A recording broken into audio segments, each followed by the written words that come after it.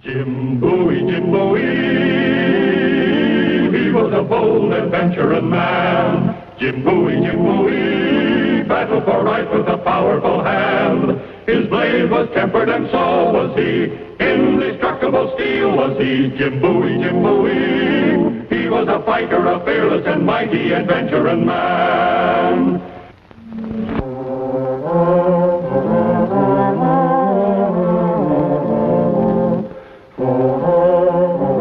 In the year 1829, a traveler from the Ohio River Valley had two ways of getting to New Orleans. Either he traveled down the Mississippi and risked his life and fortune with the river pirates, or he followed the dangerous overland trail known as the Natchez Trace, infested with bandits and highwaymen. Either way, the journey was beset with peril.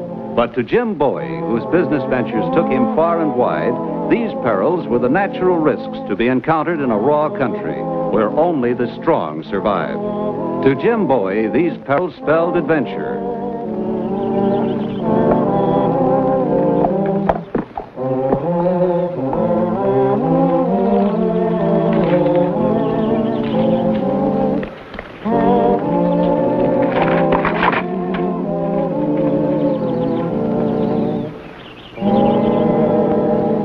Oh, anybody here?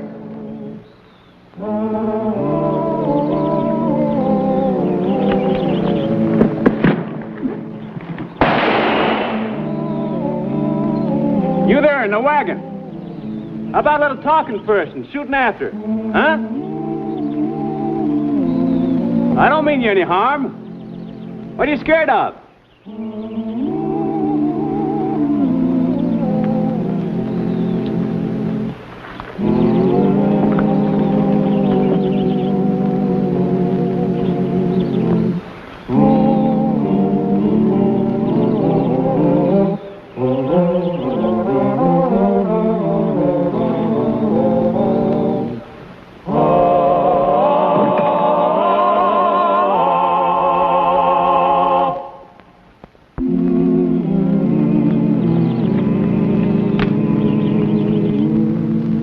Good bluffing, son. Where is everybody? There was only me and Pop. They killed him. They? Yeah. I thought you was one of them coming back after me. You mean I look like one of the men who killed your father? I don't know. I never saw him.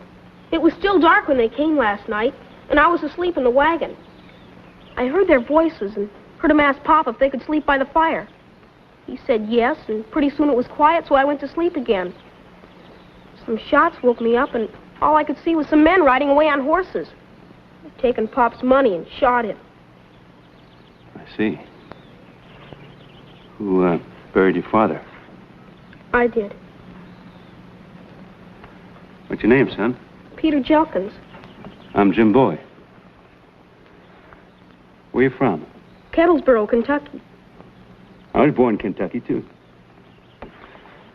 Where you heading? Natchez. We was gonna meet my mother. She was kind of sick, so Pa sent her by boat. Oh. Well, just so happens I'm heading that way. You want to come with me? I'm not afraid. I can take care of myself and them robbers, too, if they come back. Well, I wasn't thinking of you. I was thinking of myself. It's kind of scary traveling alone. It's nice to have company. Especially company that can shoot as good as you. How about it, Peter? You want to come with me?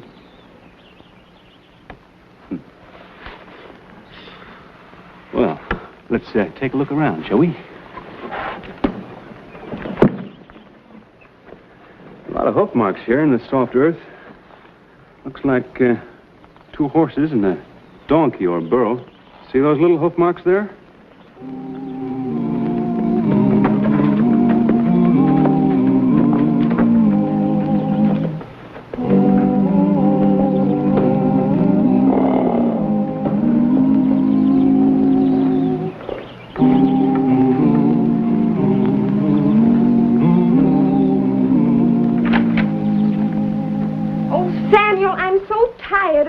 Excuses. Obviously, the guide wanted more money. Why didn't you offer it to him? I did. He wouldn't budge a foot further. Well, hawk or no hawk, we can't sit here in the middle of the wilderness forever. Either we go on without a guide or we turn back. It's times like this when a woman needs a man like your father. He'd never been scared out by any hawk. Pardon me, folks. I couldn't help overhearing. What is this about the hawk being on the trace again? It is true. Twice the hawk struck during the past week. He robbed and murdered both victims. Oh, allow me to introduce myself. I am Deacon Haskell of Piney Ridge. I have traveled the trace many times, spreading the gospel, and I have yet to come to any harm. Perhaps you are unduly alarmed. Don't fool yourself, Deacon. It was the hawk, all right. He always treats his victims the same way. Robs them and then kills them. Now, you folks want my advice, you won't venture out on that trace without a good guide.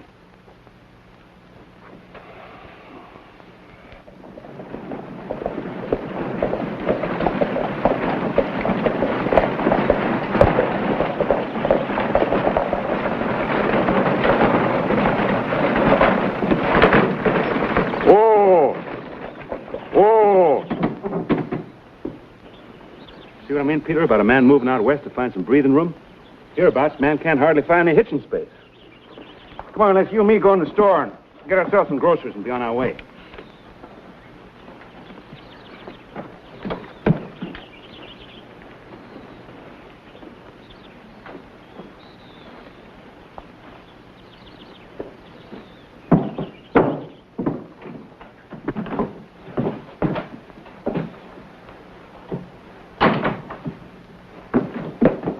Howdy, Yancey. Well, howdy, Jim. Hey, I see you're carrying that new knife Mr. Black made for you. Oh, boy, that sure is a beauty. Yes, sir. Don't mind telling you, it feels good hanging there, too. Ah, I thought you was heading for home. I was. Changed my mind. I got myself a new partner. He's got an appetite bigger than mine. We need some groceries. Slab of bacon, 5 pound of beans, please. Right. Say, wasn't you in here just yesterday with a kind of an oldish man? That was my father. His father was murdered and robbed on the trace a few miles south of here. I'm taking him to Natchez to his mother. You hear that, folks? His father was robbed and murdered on the trace just south of here. Poor boy. Was it the man called the hawk? He doesn't know. He was asleep. He only woke up when they were riding away. He didn't see him clearly, just heard their voices. Yeah. Peter, will you take us out the wagon? Well, don't just stand there, Samuel, with your mouth open. Tell us what we do now. What can we do without a guide? Well, the trace is clearly marked. Just follow the wagon track. Well, the truth is, Jim, these folks ain't used to traveling by trail. They're from the city. Oh. Our guide was scared out by all this talk of the hawk operating again. He left us flat. Miss Pope and I have to get to Natchez. We're getting married. Mr. Cummins is her fiancé, and the lady there is her mother, Mrs. Pope. Howdy, man. And I didn't catch your name, mister. August Meyer, I come from Germany. And the gent with the stovepipe hat is Deacon Haskell from Piney Ridge. Howdy do, sir. Folks, meet Jim Bowie. I don't mind telling you all, the trace is no place for a bunch of greenhorns. Begging your pardon, ma'am. Oh, don't apologize, Mr. Bowie. We're greenhorns, all right. There's no mistake in that. All the same, if I were a man, I'd show that hawk a thing or two. Yeah, I'll bet you would at that. Mr. Bowie, as long as you're going along to Natchez, why don't we tag along with you? We'll pay your guide's fees. Well, now, Miss Pope, Please, Mr. Bowie, I have funds with me. It will be a disaster if I lose them. And I have my dowry. You wouldn't want me to be a pauper when I got married, would you, Mr. Bowie? With beauty such as yours, miss, a lady would never be poor. You hear that, Samuel? Why can't you ever say nice things like that? You'd be doing them a real favor, Jim. If the hawk is loose on the trace, these folks wouldn't have a chance. Now, seeing as how you're going that way anyhow with a little problem, you might as well take along a big one. Well, all right. But on one condition, I'm boss. Oh, that's fine with me. Now, Lucy, don't you give Mr. Bowie any trouble. If she does, you have my permission to give her a good switching. Thank you, ma'am. That'll be a pleasure. Fine with me, Mr. Bowie. Me too.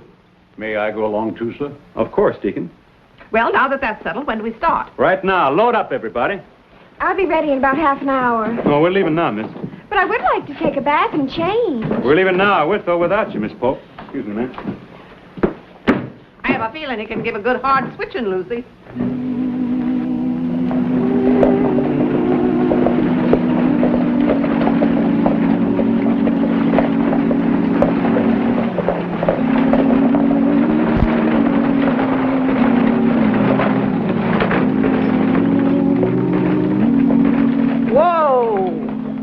Let me spell you, Sam. His name is Samuel, Mother. Well, I like Sam. Sounds more like a man. Well, I like Sam, too. Well, I like Samuel, and you're going to be called Samuel. Do you know what my husband would have done to me if I'd screamed at him like that? He'd have kicked me right in the bustle. I'd like to see somebody try that with me. So would I. Go on.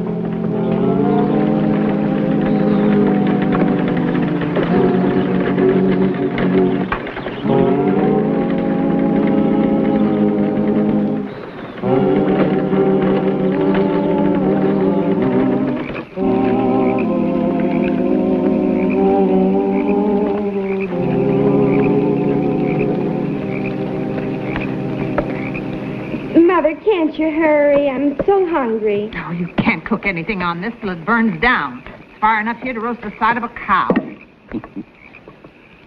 That fire's to keep warm by, Miss Pope. In a few minutes, you'll have a small fire to cook over.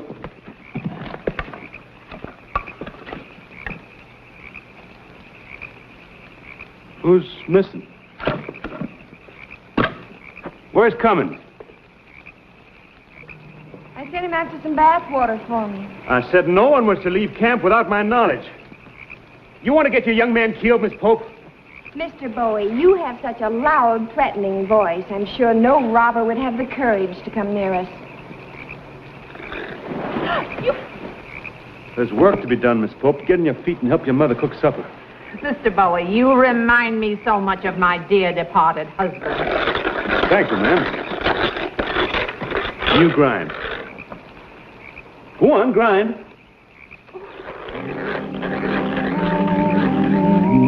How many fires you see, Jacques? 2. Looks like the Hawk has discovered the prompt pigeon. Thank you, ma'am. Well, guess it's about time to turn in. No. Right now. Come on, Peter. You sleep in the wagon.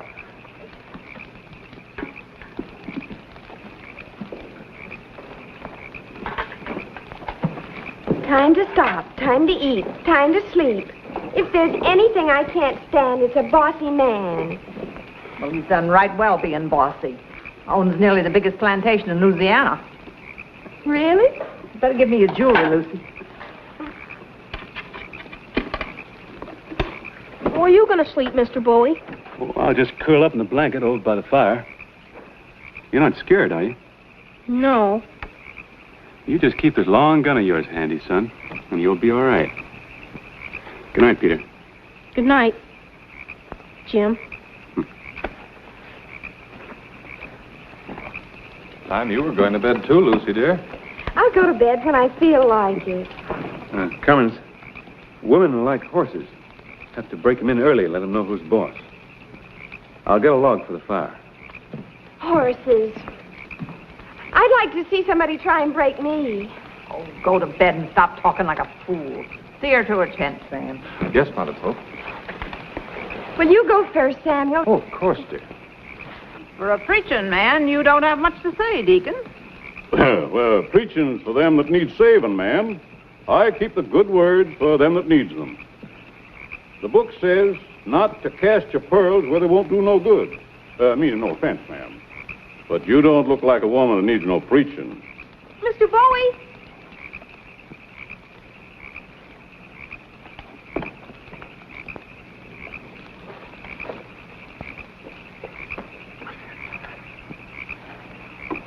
What's the matter, Sonny? You want something? You ever seen me before, Sonny? No, sir. I wouldn't say anything to Mr. Bowie if I was you. I wouldn't like that. And I'll be watching you.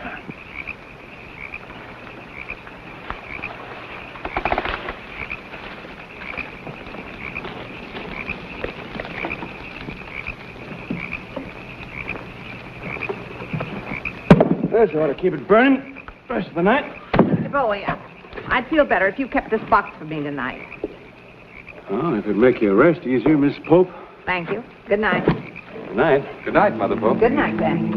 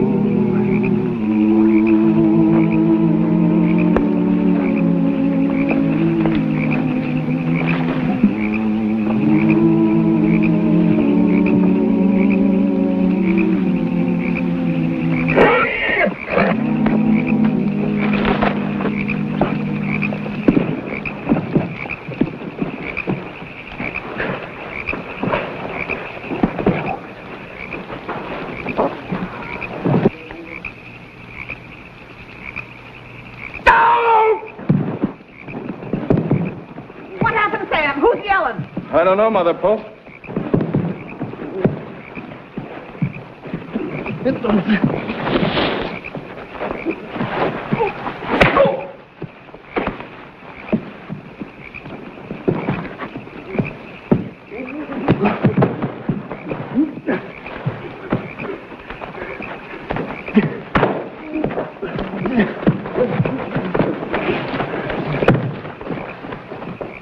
Hold it, Cummins. We don't know how many of them there may be out there. We might get trapped. I'm sorry, Bowie. I guess I kind of messed things up for you. Forget it, Deacon. We all bungled this one.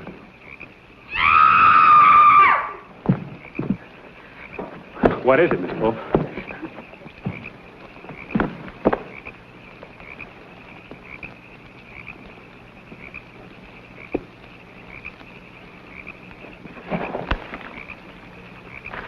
His money belt's empty. And his shoes are missing. That's funny. He had them on when he laid down to sleep.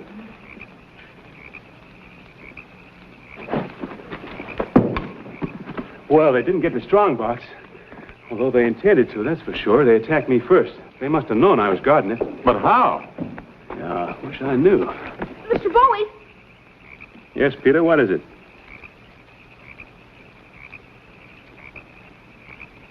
Nothing, Mr. Bowie. Well, I'll stand watch the rest of the night. You folks try and get some rest. I don't believe any of us feel very much like sleep, Mr. Bowie. If you'll kick up the fire, why, I'll make us all a cup of coffee. Lucy, fetch some water. Oh, Mother. You heard your mother. Fetch some water. Samuel, get some water for Mother. Yes, dear. Oh, Cummins. Cummins.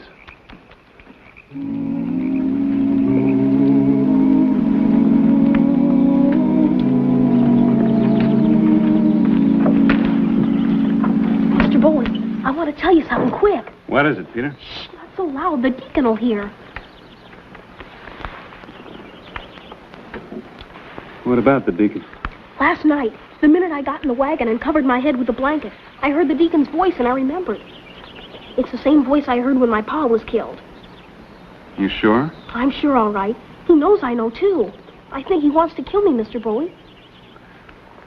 Peter, you mustn't start imagining things. I'm not imagining things. That's the man that killed my pa. I'll bet he killed August, too. You could be right. But we'd have to catch him in the act. They didn't get the strong box, so they'll probably try again tonight. If they do, we'll have a little trap ready for them. Go on, climb in.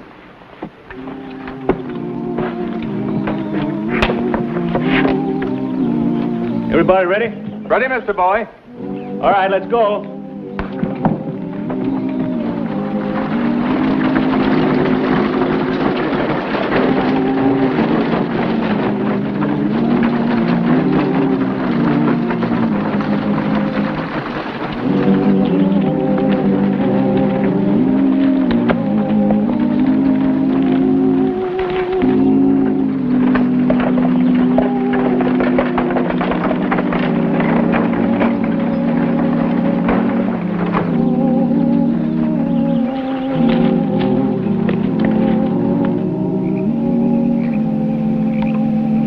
Collect the plate.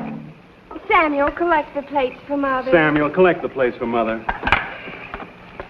You certainly don't believe in spoiling your future husband before marriage, do you, Miss Pope? If you think a woman should spend her life waiting on a man hand and foot, I pity your poor wife. Oh, I pity her too, miss. In fact, I pity a wife so much I never took one yet. Come on, young fella, it's time for you to go to bed. Oh, and son, you take the strong box. Nobody'd think of a kid guarding it. Thanks, Mr. Bowie. I'll guard it real good. All right. Good night, lad. Lucy, bedtime for you and me, too. I want you to rub my back with some of that liniment. Good night, Sam. Good night, Lucy, dear. Good night, Sam. Cummins, you take the first watch before you get too sleepy. Oh, that's very kind of you, Mr. Bowie. Say, Bowie, maybe I better look at the horses. That's a good idea, Deacon. That's a good idea. And see, they're tied close, huh? So they can't move around too much? I'll see to it. Where's the big fellow with the knife sleeping? I'll take care of him. You go for the kid in the wagon. He's got the strong box. And make a good job of him. That boy knows that I killed his old man. You handle the young fellow standing watch. He's over there by the Surrey. Oui. All right, we know what to do. You get back there. See that you do.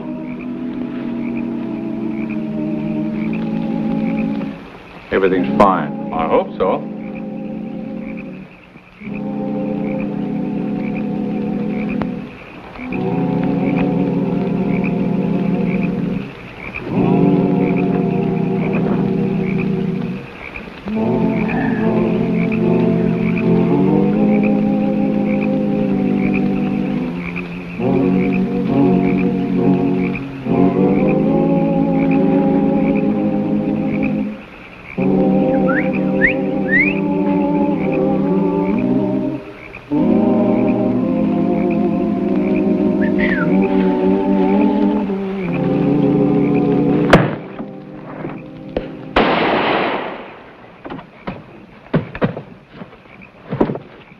Drop that knife. Go on, move.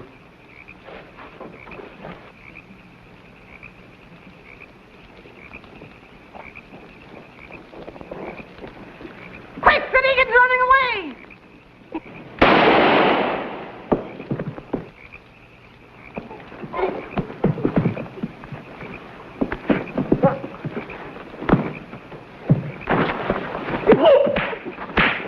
Deacon, you're no deacon, are you? No.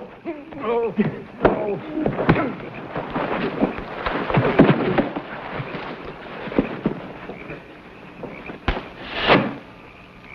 Well, now.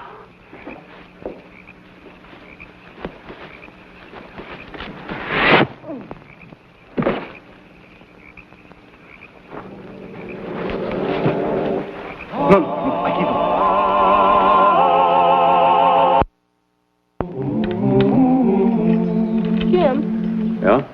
How long will it take us to get to Natchez? You'll be seeing your mother tomorrow night, son. You fellas comfortable? Everybody ready? Get in the back seat, Lucy. Well, I think I'd like to ride in the front seat for a change, Samuel. The name's Sam, and I said get in the back seat.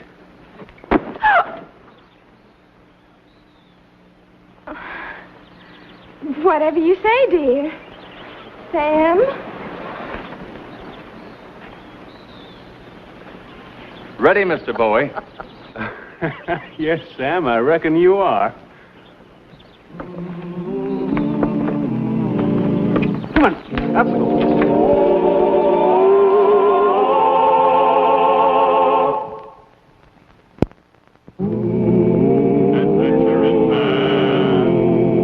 Adventuring man, Jim Bowie. He roamed the wilderness unafraid, from Natchez to Rio Grande. With all the might of his gleaming blade, he fought for the rights of man. Jim Bowie, he was a bold adventuring man. Jim Bowie, battled for right with a powerful hand. His blade was tempered and so was he. Indestructible steel was he. Jim Bowie. He was a fighter, a fearless and mighty adventuring man. Jim Bowie, he was a bold adventuring man. Jim Bowie, battled for right with a powerful hand. His blade was tempered and so was he. Indestructible steel was he. Jim Bowie.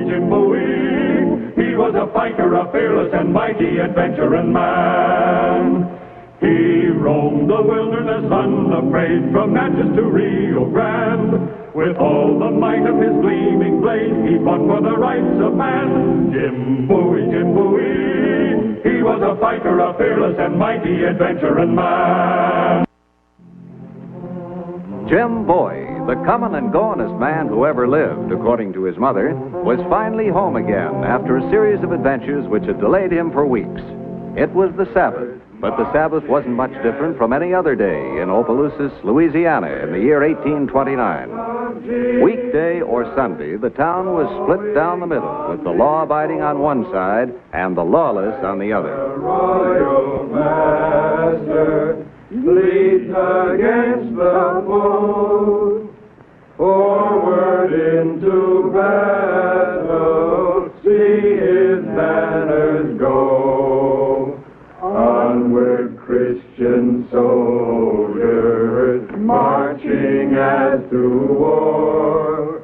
Get him out of town. Bust it up. Why are you so worried about one little preacher, Curly? Because he's always preaching about me.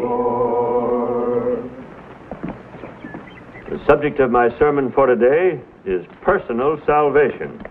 Preacher, I think it's time you stopped this little show. Well, whatever you're selling, this town don't need any. If a man is looking for salvation, he doesn't have to travel far. All he has to do is search his conscience.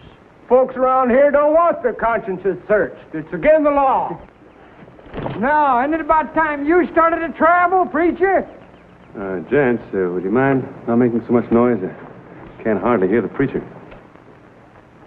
I tell you what, preacher, you come across the street to Curly's, I'll buy you a drink. Every time Pa comes to this town, you saloon people try and cause trouble. He has a right to preach, so get out and leave us alone. Oh, now you talk mighty big for such a little boy. Go on, get back, get out here.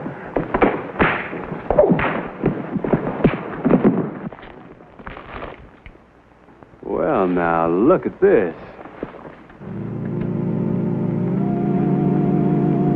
Jim, boy, you stop that fighting this instant, do you hear? Hello, Mama.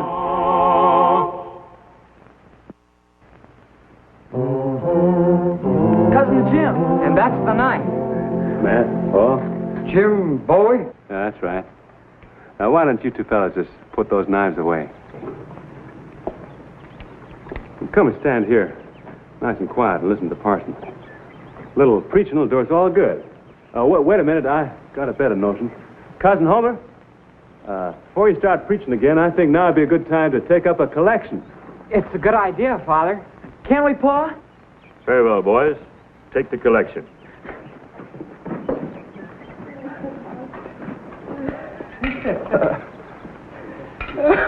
Jim always did believe in switching things around, Ma. Jim's the one that needs the switching. Oh, Ma. Fighting in the street during the service. Well, you got it all wrong. Well, he... Oh, now, come on, gents. You must have more on your conscience than that. Go ahead and search. Search hard. Search way down deep. Deeper. Well, now, that's more conscious than I've seen in a long time. It does you gents proud. Get along now. And tell Curly not to try any more tricks. This is a decent town. We aim to keep it that way. Thank you very much for coming. I'll see you all again in a couple of 3 weeks.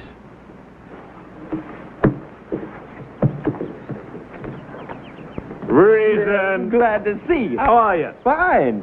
Hey, why'd you shave off your sideburns? Oh, ask Ma. Huh? Hello, Mama. Aren't you going to give me a kiss? Aren't you feeling well? You making an exhibition of yourself in front of Cousin Homer. How do you think I feel? Thanks for the helping hand, Jim. Best collection plate I've had in years. You're more than welcome, Cousin Homer. I don't believe Mama appreciates what I did. Her feathers all ruffled up the wrong way. Well, we discussed that privately, Jim. I enjoyed your sermon, Homer. Why don't you drop by the house and have supper with us? Thanks, Elvie, but the boys and I have to get started for home. Well, I hope you can get back this way soon. Our town needs more than one sermon to set it straight. You get for home. I got some talking to do to you. Yes, ma'am. I'll be right there. Ma's got that look in her eye, Jim. You better hurry. Yeah. Show us the knife, Jim. Yeah. Can we hold it? Well, if your father says so. I see no harm in showing you the knife, Jim. It's becoming quite famous. Well, funny thing is, I can't think why. Now, don't cut yourself. Isn't that a beauty? Man, what a knife. So this is the knife we've all been hearing about. Jim, my boy, do you mind if I make a fast drawing of this? I can sell all the copies I can make of it. Some other time, Mr. Wells. Oh, it'll only take a minute, Jim, boy. Well, I'll bring it down to your smithy tomorrow. Well, I'm much obliged to you, Jim. Any of you boys want Bowie knives, see me next week. Well, I have to be going. Goodbye, Cousin Homer. It's been nice seeing you. Bye, Jim. Bye, boys. Bye, Cousin Jim. Bye.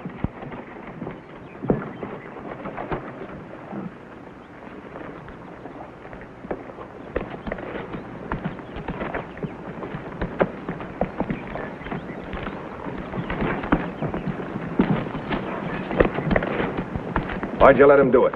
Because I ain't a knife fighter, that's why. I'll go up against any man alive with my fists any day of the week. Sure. Except Sunday. Ah, cut it, Curly. Why are you so worried about this Jim Bowie? Because he's just like his old man was. And if he has the same notion, I might as well close up. Preacher used to come into town, and old man Bowie would ride up and down the street with a squirrel gun over his saddle, threatening to shoot anybody that came in or out of my place. Had the whole town so scared nobody had come near me. And the old man died, and I got a breather. Now the town's just kind of getting used to me again. Well, then what are you so worried about? The Bowies are looked up to, respected. And if they get the idea that they're running things around here, they may just get the idea to run me out of town, just like their old man done. Wait till he finds out you're taking his girl. You won't be run out, you'll be carried out. Yeah, I've been thinking about that, too. But don't worry. I'll find a man who can beat him. Doing what? Knife fighting. I know a man that'll make Jim Bowie eat dirt.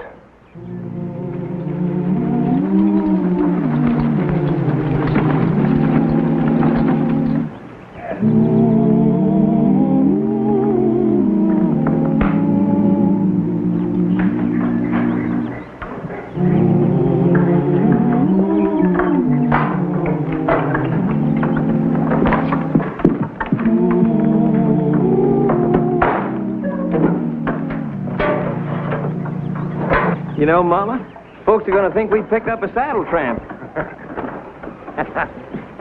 Oh, no fooling, Jim. It's awful good to have you home.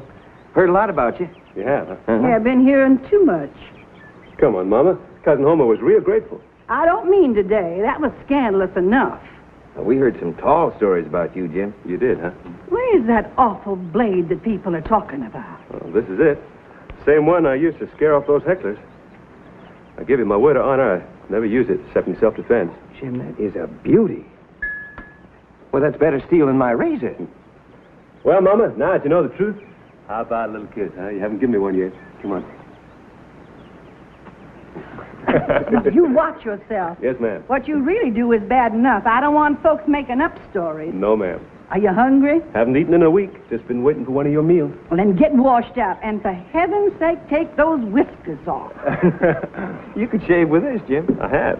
Huh? How's the cane crop? Oh, it's fine, Jim. Just fine. Say, did you see any land up north you like? Yes, I did. 2,000 acres up around Memphis. Bought them from General Jackson. General's going out of business because he's running for president. Fact is, I may do a little campaigning for the general myself. You bought 2,000... What are we going to do with 2,000 acres, Jim? Nothing. I already sold them. Is that all? That's all.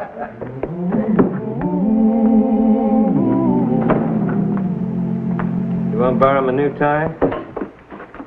Huh? I got a new tie you can wear. Hey, what's the matter with you? Nothing. Ooh, must be something.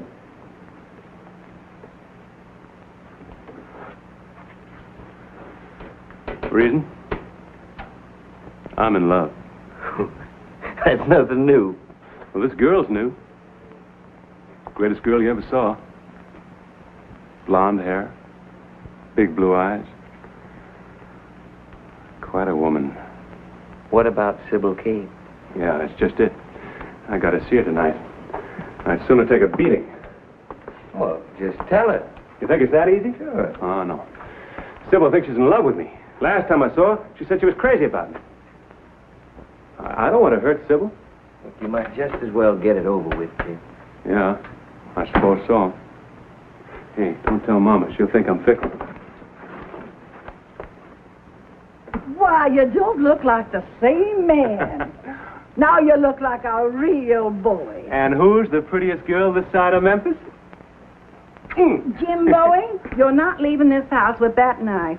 That's no way to go courting a girl. That's the only protection I got. Well, Jim, tell her about the bear. That's why he wears it, Ma. That's right. You see, one Yes, day... I know. You had it made to protect you on the trail from bears and things. I've been traveling that road from here to Opelousas for many years, and I have yet to see a bear. You know, a knife is like a gun. If you're carrying one, there's always the temptation to use it. Now, Jim, you leave that knife home. All right, Mama. If I get eaten alive, you'll be sorry. And I'll be surprised, that's for certain. Well, here I go. Good luck. Thank you.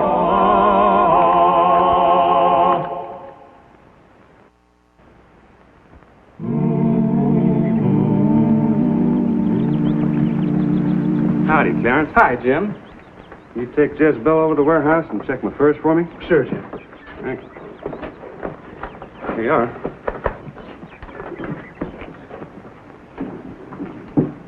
Bowie's in town. Just went into Katie's place. Well, now you watch how you pick a fight with Bowie. He's smart and he's tough. Don't let it worry you, Curly. I learned a knife fight against the Indians.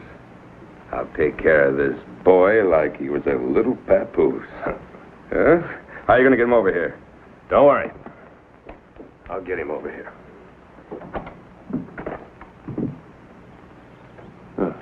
Hello, Sybil.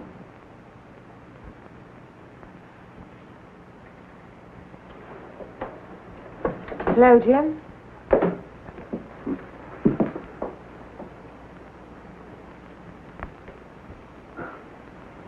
Been gone a long time, Jim. Yeah, it must be 4 or 5 months, maybe. 7 months? Oh, yeah, I guess it is. It's almost a wonder you remember me.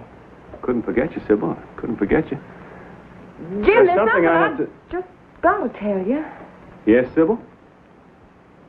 I'm engaged to be married. Engaged? Well, you were gone for so long, and, well, I just got tired of waiting. I'm going to marry a gentleman that wants a wife and stays home long enough to appreciate her.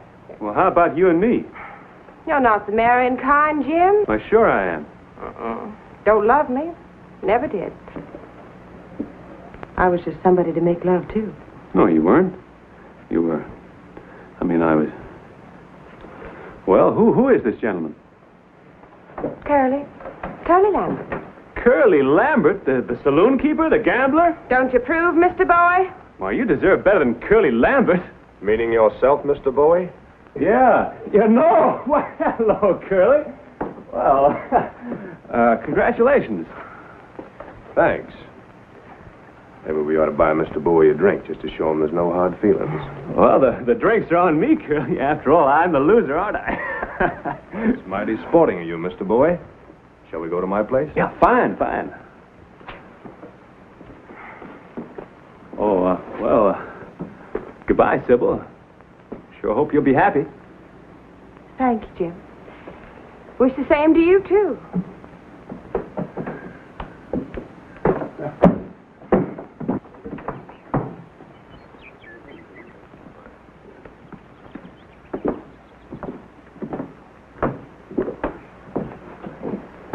Let's have a drink, Pete. As long as we're drinking, Curly.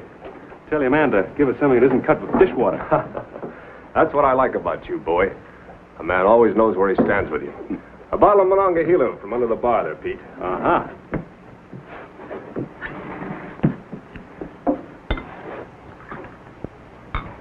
Well, Curly, here's wishing you a happy married life. Well, that's mighty friendly of you, Bowie. Here's luck to you, too. That bottle's taken, mister. Oh, so you think I'm not good enough to drink out of the same bottle, huh? That's exactly what I think.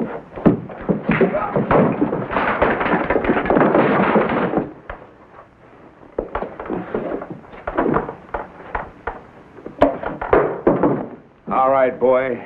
You asked for it. Now I'll give you a real lesson with a knife. Nice reception party you planned, Curly. Well, this sort of thing happens in any bar, Bowie. You hurt Bilot's feelings. Why don't you apologize to him? All right, I apologize. I'll buy you a drink, Bilot. No, you won't, boy. than hearing what a great knife fighter you are. All right, draw your knife. You have the honor of fighting with me. Balat! I'd like to oblige you, but I'm not carrying a knife. Don't try any of your tricks on me, boy. It's no trick. I haven't got a knife. Red! Take a look, Red. I don't trust him. He hasn't got a knife on him. Oh, what do you know?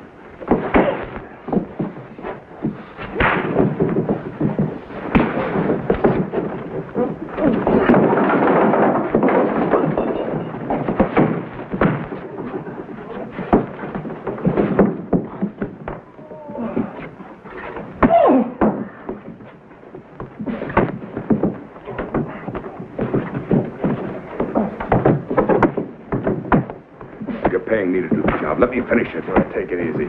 Your turn will come. That's enough, Red. Let him out. Let's get him on his feet. Now, let me give you some advice, boy. Don't try to be a big man in this town. And don't try to interfere in my business. Now, get out of here and stay out. Thanks for the drink.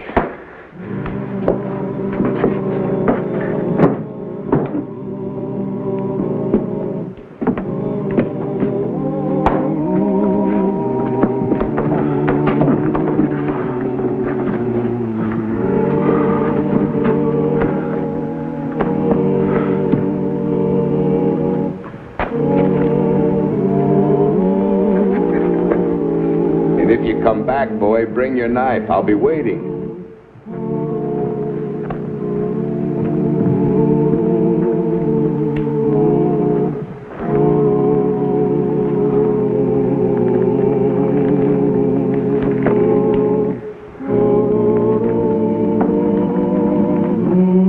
It's Jim.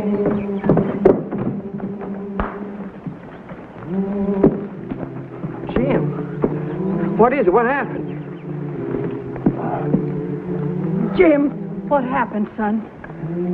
Oh, nothing much, Mama. I just ran into that bear. Come on.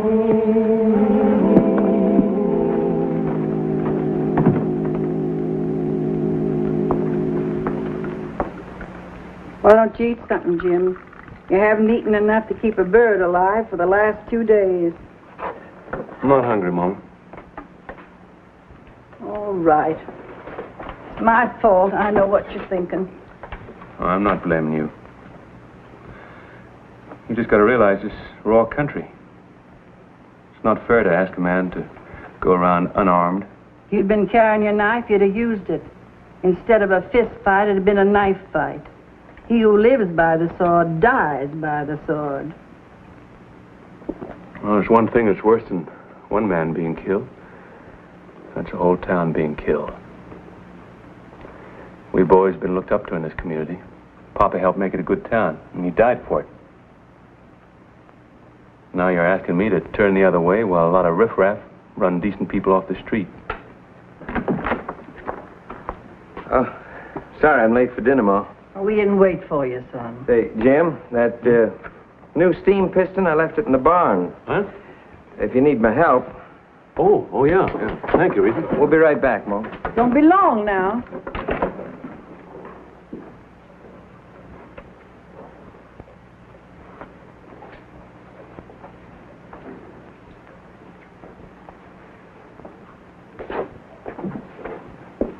Well? Curly's knifeman is still strutting up and down the main street, telling everybody what he's going to do to you if you show your face in town. What reason? Opelousas is our hometown. It's where we live. I let him chase me out, he can chase everybody out. Then him and Curly Lambert can run this town, suit themselves. I understand, Jim, but I'm afraid Ma doesn't. Well, I know what Papa would have said. He'd have said, I gotta face this man right now. Or else crawl on my hands and knees the rest of my life. And I don't like crawling. Neither do I, Jim. Bowie's never made a practice of crawling. Maybe you better ride into town and have a showdown with this fella. That's more like you, Mama. Jim, I think I'll ride along just so you get fair play. Reason. Saddle my horse, too.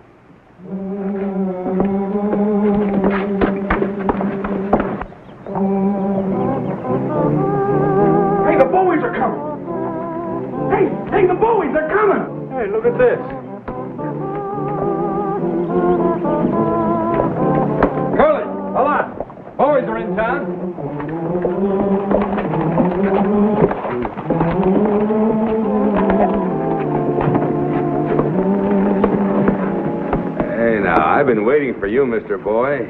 I see you have your knife with you. You ready for that little fight now? Yeah, I'm ready. You hear that, everyone? This man challenged me to a fight with knives, which I accept. Providing, as the injured party, I can choose the conditions under which we fight. Is that all right with you, Billat? He can name any conditions he wants. It's all right with me. All right, let's go to the mill pond. Mill pond? Why the mill pond? You'll find out.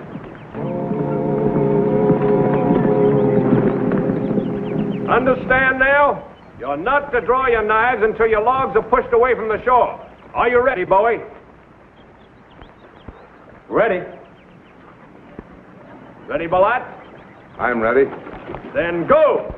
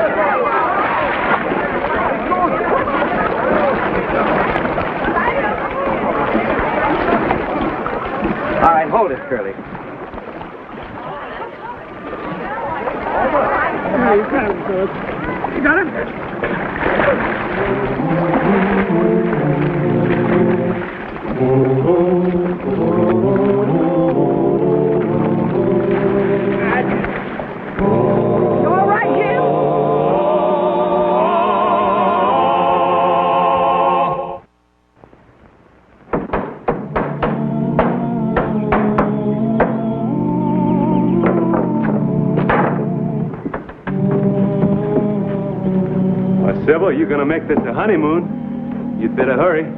Why, I'd just die an old maid before I'd marry a man like Curly Lambert. Well, Curly, you heard the lady.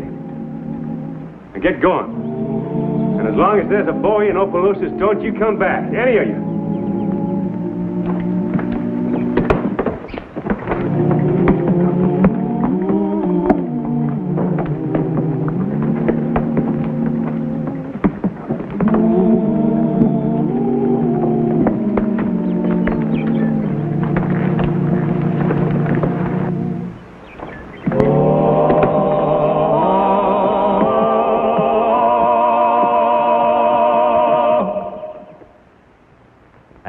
The star of our show, Scott Forbes. Hello, everyone. Hope you enjoyed tonight's show. And will be with us next week for another exciting adventure in the life of Jim Bowie.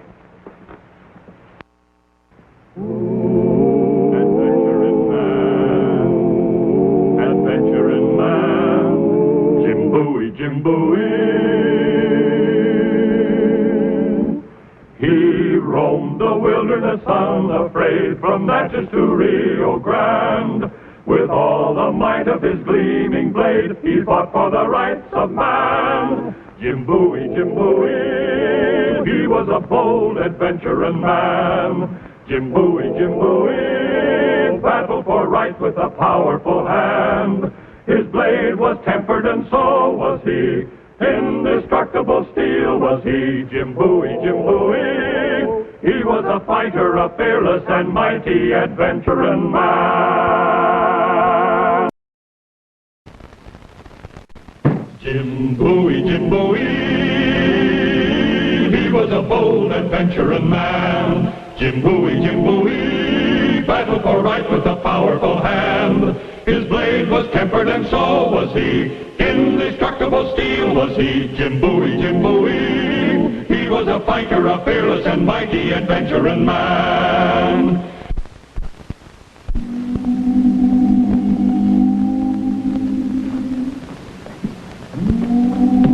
In 1829, Andrew Jackson's era of good feeling was beginning.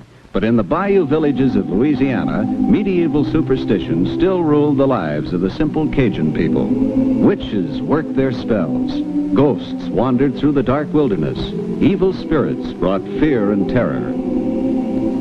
But it was not fear that brought Jim Bowie into Opelousas that day. It was anger. Jim Bowie was mad.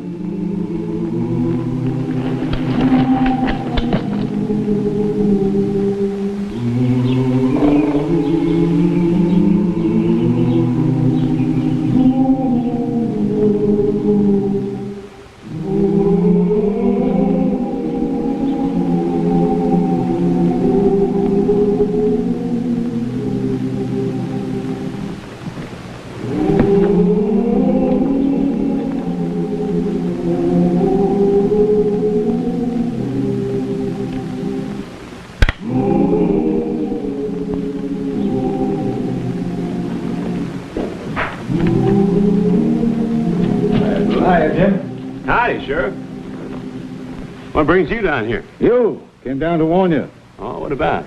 Curly Lambert, this fella here, used to run this place. Yeah? We turned him loose a couple of days ago, and... Why'd you do that? Well, because he served his time. Anyway, all the while he was in the calaboose, he kept making threats against you. Said you closed him up and ran him out of town, and he's going to get you for it. Curly said that, did he? He's a bad man, Jim. Well, I got something more important on my mind. My sugarcane crop. All the field hands are missing. Curly Lambert's important, too. Well, I appreciate you coming down here. Real decent of you. Well, I thought you ought to know. I'll be getting along. Got to serve a paper down the line.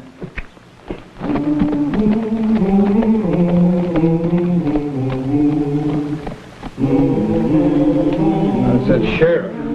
Why didn't he mind his own business? I had Bowie dead in my sights until he rode up. That's where I want him. Dead in my sights. But I don't want no sheriffs killed. We'll get him some way. I'm gonna open up this place again, Red. And Jim Bowie ain't gonna stop me. You hear? Yeah?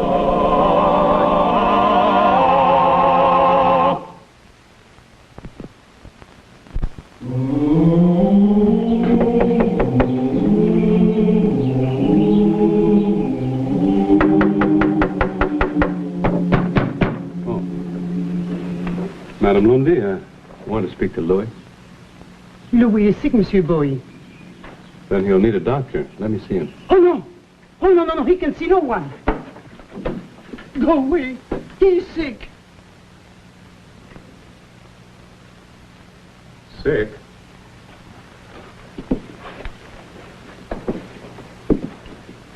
Hello, Louis. What's the matter? Look, if I don't get my sugar cane cut, you won't have enough money to buy food. And neither will I. What's the matter with you, man? You're scared. What are you scared of? What's wrong with him? The ghost. The ghost? What ghost? The ghost of Jean Batoo. Have you seen the ghost? No. Well, of course you haven't. Louis, you're one of my best men. Give you a knife and you'd fight a bear. Some story about a ghost that doesn't exist and you hide in bed like a baby. He does exist. Yeah? What makes you think so? I saw him. You saw Jean Batoo, the pirate, the buccaneer? How could you see him? He's been dead about 20 years. I saw him. Where? Now, come on, man, tell me. You know, if my sugar cane's not cut, it'll rot in the fields. Now, tell me where you saw him. By the bayou. When? Night before last. Oh, he's a big man, monsieur. He has a ring in his ear with the big boots and a pirate hat. And on his belt he has 2 pistols with a big sword. Oh, I saw him. Well, anyone else see him? Jean, Pierre, Baptiste. They see him. So that's why no one's come to work. What's that you got there? What is it? amulet. Charm, isn't it? To protect you from the ghost, I suppose. Where'd you get it? Now listen to me, both of you. There's no such thing as a ghost, and even if there was, this wouldn't protect you. Oh, you mustn't talk like that, monsieur. Now, who told you all this rot? Ask Pierre. Go to him. Ask him why he is not in the field. My foreman? Yes, your foreman. Tell him if he dares to go back to work, the others will. Who started this story? Now, come on, tell me. It just didn't come out of thin air. Somebody started it. You tell me who started it, and I'll prove it's a lie.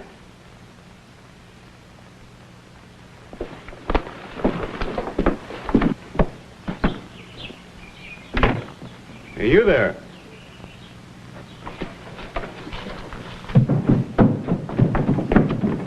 Wait a minute.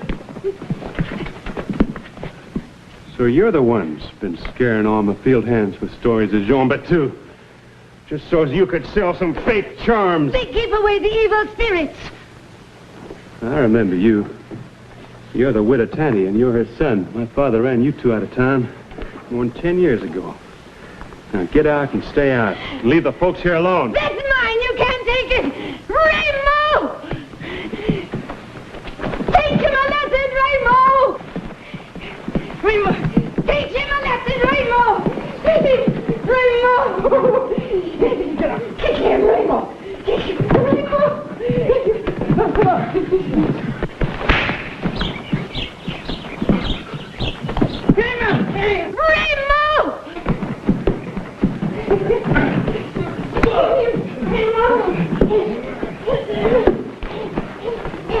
Hey!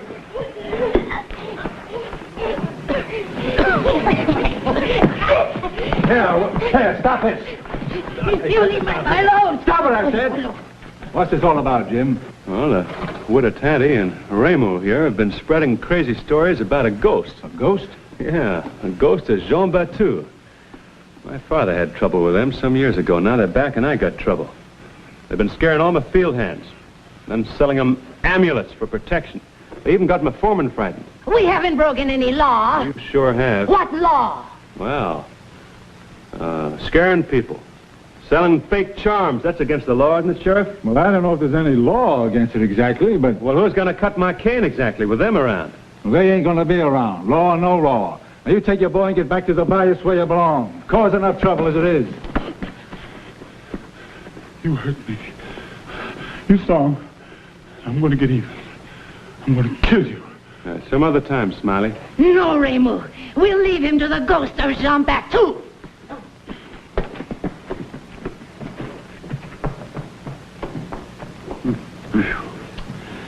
He's a wild one. He's a wild cat. Between him and Curly Lambert, you're a candidate for the Undertaker. You ought to keep off the streets for a while. I'm glad to, Sheriff. I got to get my cane cut. Well, if you need me, you know where to find me. Yeah.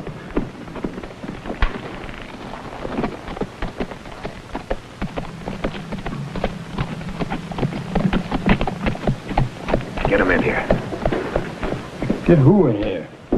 That old crone and her son. The one that just fought with Bowie. Get him in here. Well, what if they don't want to come in here? Get him in here. All right, Curly.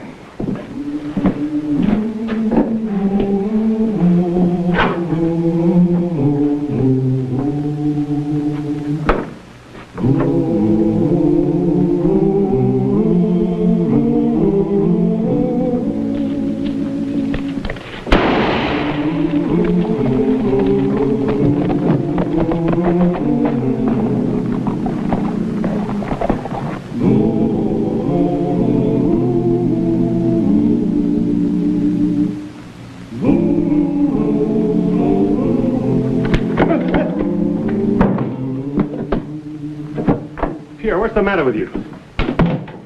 You gone crazy? Monsieur Bowie. It is you.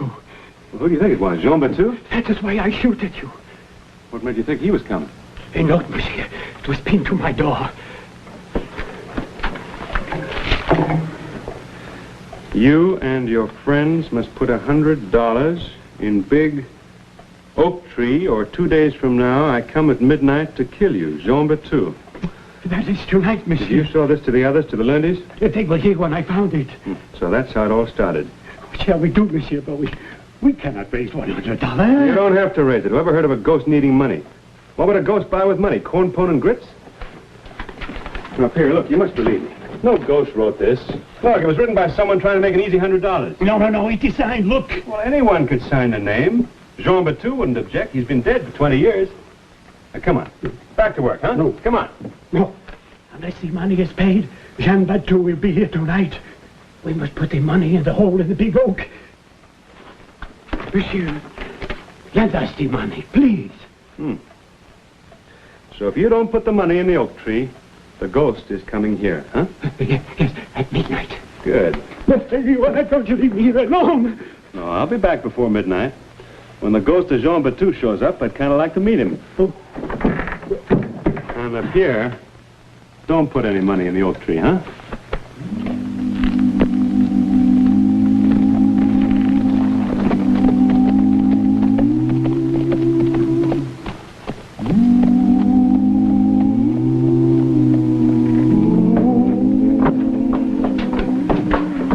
Here they are, Curly. I found them sneaking around outside of Pierre Gervais' place. Sit down. He said you'd give us money. Go ahead, sit down. All right, sit down. Who's this Pierre Gervais? He's Jim Bowie's foreman. Oh. Up to your old tricks again, ain't you? We haven't done anything. Oh, no. You're just doing the same thing you did in Lake Huron about 6 or 7 years ago. Only there you got caught. I just sold some charms. We gotta make a living. Oh, you did more than sell charms. You got $100 out of somebody, and they ran you out of the parish. Now, who did you send the note to this time? That's what I thought. This old witch is clever. What was the name, Bowie's foreman? Gervais, Pierre Gervais. That's it? Pierre. You sent the note to Pierre. And you told him if he didn't come up with $100, you'd have the ghost after him. Now, didn't you? When? None of your business. When? Tonight? Tomorrow night? When? You better tell me. Tonight. At midnight. It's not your $100. That's right. It ain't costing me anything. I just thought it was a good idea. Give him a drink, Red.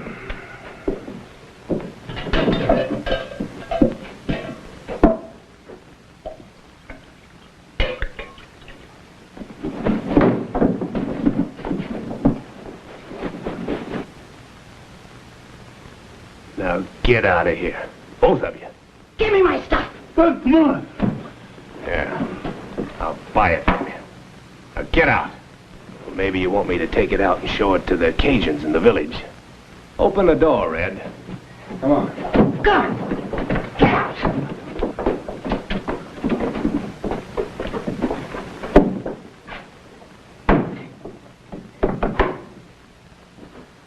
Now we're getting somewhere. What are you talking about, Curly? Sit down, Red. We want to get Bowie, don't we? Well, sure we do. But how and where? Well, Bowie went to see Pierre, and Pierre showed him the note. The note said, if you don't come up with $100, a ghost will come and get you, right? How do you know Pierre showed Jim Bowie that note? Oh, Pierre hasn't got $100, has he? No. Well, then he has to ask Bowie to put it up for him, don't he? Yeah, I guess so. Now, if you were Bowie, what would you do? Would you give it to him? $100? Not very likely. I'd be more apt to tell him that there weren't no ghosts. What then? I guess I'd tell him that I'd be there with him at midnight when the ghost came. You're not as thick-headed as I thought you were, Red. Yeah. Bowie will be there. The ghost of Jean Batoo will be there, and I'll be there. Whoever heard of a ghost being accused of murder? I told you I'd get even with Bowie, didn't I?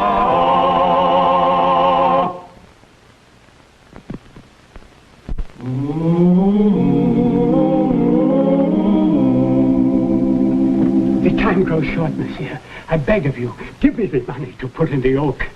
Well, if the ghost doesn't find the money by midnight, he's coming here, isn't that right? Yes, that is the point. I do not want Jean Batoo to come here. I do not wish to die. But if he doesn't come here, how are we going to find out who's been Writing those notes and frightening people. Now, don't you worry, Pierre. Everything's going to be all right. You try and calm yourself. You're not going to die. Here, you want to borrow one of these? No. Thank you, monsieur. No.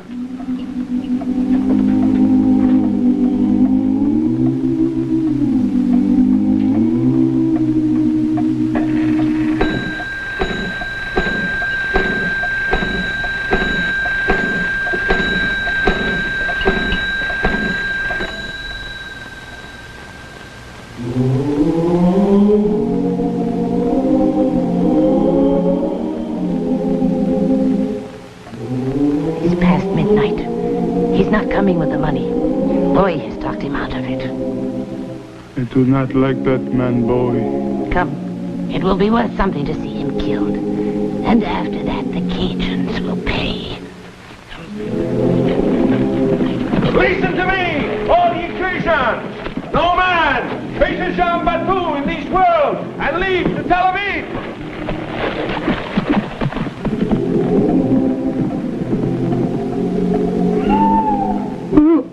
I hear him.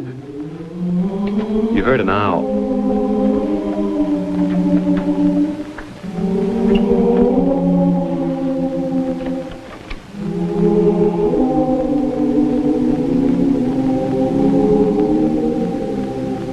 Hello! Hello, Pierre! This is Jean Batoo! Jean Batoo! Look! You did not leave the money, Pierre.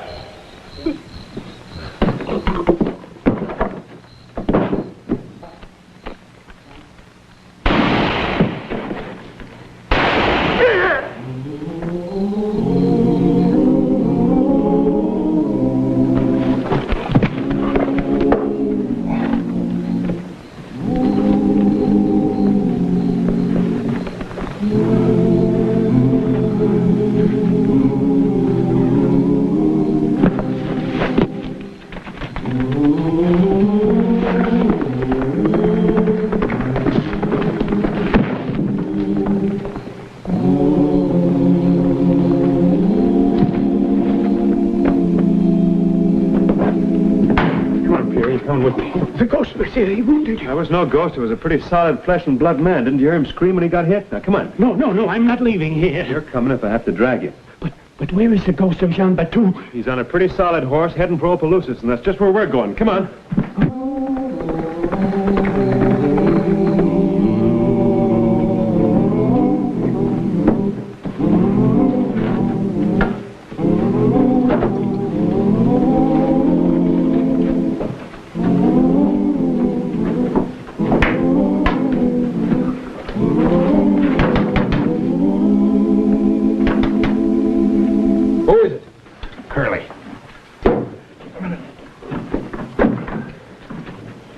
Gotta get rid of these clothes. What happened? What happened to Bowie? He's dead. Did you kill him? The ghost of Jean Batoo killed him. Tomorrow we take the boards off these doors and open up this place again. Get me some water and a rag.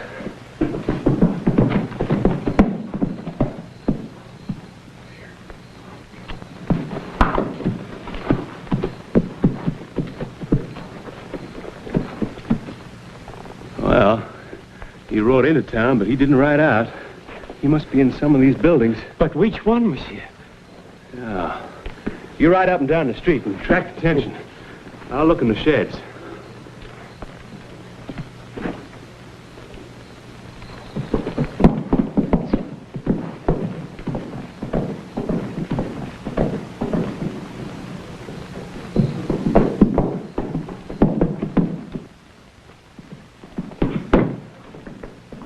Curly, somebody just rode into town. Well, nobody knows we're here, so they must be looking for the ghost of Jean Batoo. Go in the other room, stand by the window, and watch the street. If anybody does come in, we'll get them in a crossfire.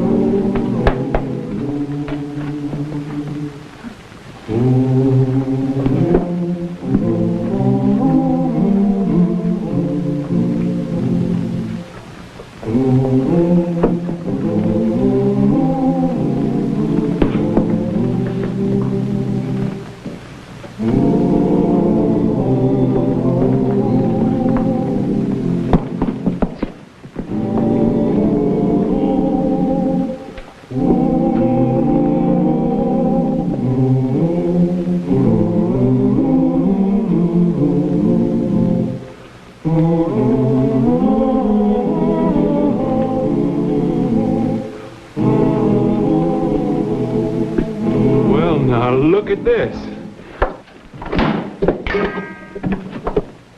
Real obliging of you, Curly, to keep those clothes on.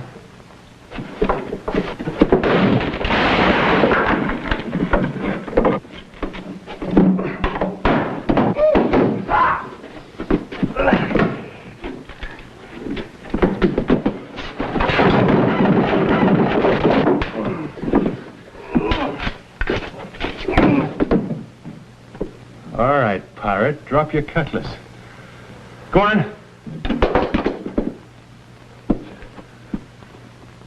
Outside. I want the folks to meet you.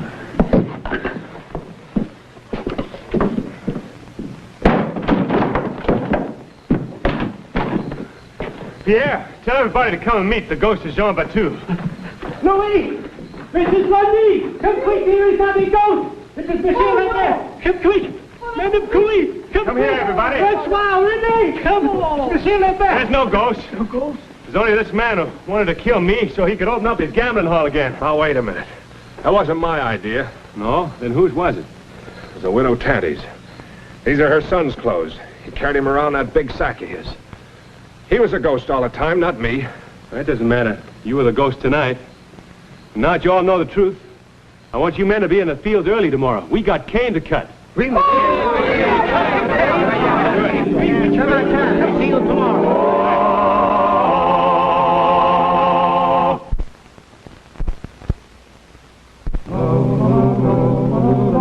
But the next day, Jim rode into town mad all over again. Not a single field hand had reported for work.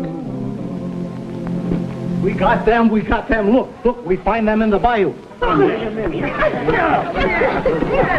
Yeah, what shall we do with them? Well, I guess lock him up with Curly till the sheriff gets here. Good. To the lockdown. Louis, I thought you were convinced that ghosts don't exist. Oh, but monsieur, I am convinced. But what of the ghost? She is not convinced. Oh. Yeah. Oh, Pete, at least you don't believe in ghosts, do you, huh?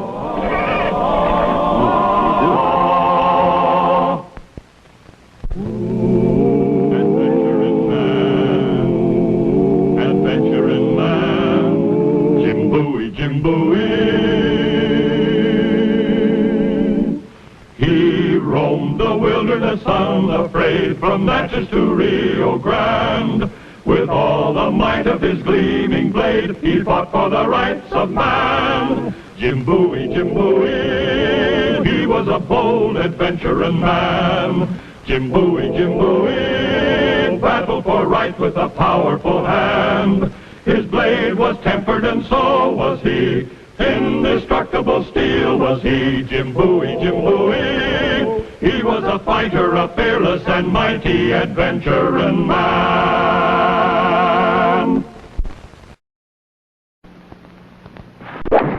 Jim Bowie, he was a bold adventuring man. Jim Bowie, battled for right with a powerful hand. His blade was tempered and so was he. Indestructible steel was he. Jim Bowie, he was a fighter, a fearless and mighty adventuring man. The 1830s were turbulent. Land, the goal not only of the honest, but also of the unscrupulous. And nowhere did men think of wealth in terms of acres more violently than along the Mississippi. Get him any way we can.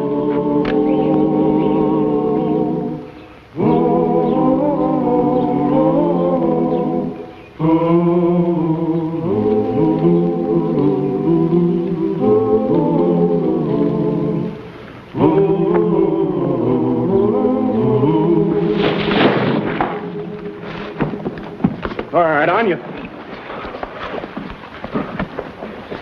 Now, maybe you won't mind telling me what this is all about. Why don't you go ahead and finish him off? Take his life. You and your thieving brother have taken everything else we've got. My brother reason? You're wrong, man. He's in the land business up north of Champion. Yeah, Bowie and Bowie land office. Reason Bowie and Jim Bowie, ain't that right? Well, I got some money in it. He runs it. He did run it. How do you mean, did? He got just what he deserved. Exactly what you're gonna get. He was shot last week. Shot? Reason? Yeah, shot, the thieving land grabber. He's dead.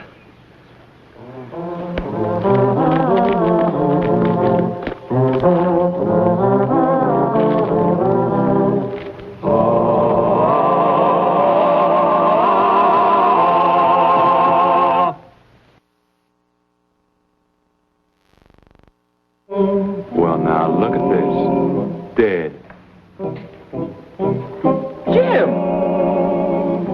Reason, you get right back in that chair until that doctor tells you that you can walk around. And put your feet up here. Oh. I just can't keep 5 this years boy old. in this chair. Well, I if don't you know. feed me now. Yeah. I worry myself sick about Mama.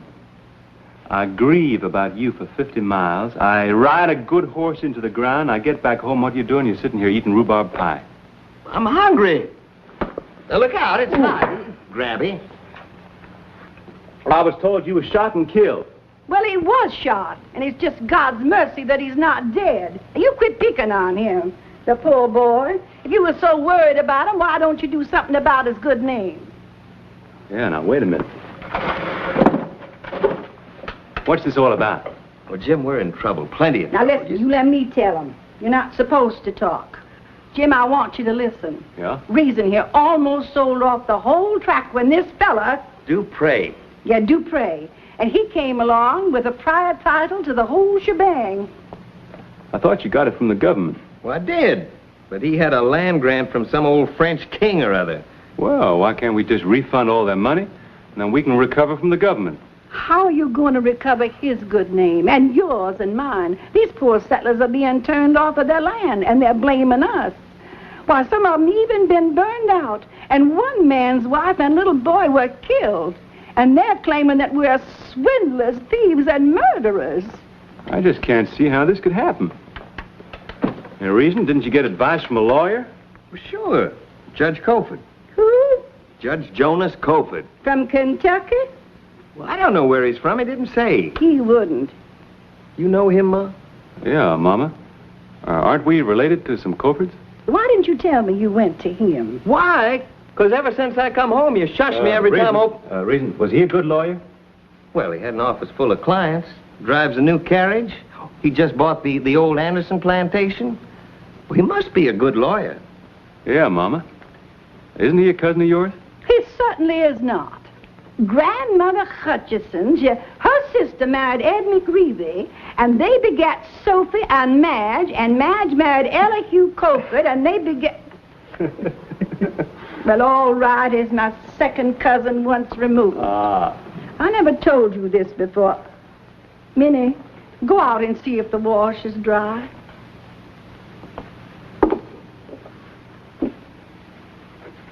His grandfather, Ezra Coford, sold wooden nutmegs, and his father was a horse thief. And before this Jonas Coford was a lawyer, he was immoral. He's as slick as a boiled eel. Jim Bowie, if you don't stop that laughing at me, I'm going to take the broom to you. Mama, I'm not laughing at you. And you just see that you don't. You go up there and see that Jonas Coford and straighten this out and take care of those poor people if it's the last thing you ever do. We're Bowies, and I'm proud to be a Bowie. And if it takes every last cent we got before some other people get hurt, do you hear? Yes, Mama, I hear. And I'll go. Well, what are you standing around for? That Jonas Coford's in Champion. Go up there and fix it. Man, that's good pie. All right. Well, just tell me one thing. Before he was a lawyer, how was he immoral? He was a play actor.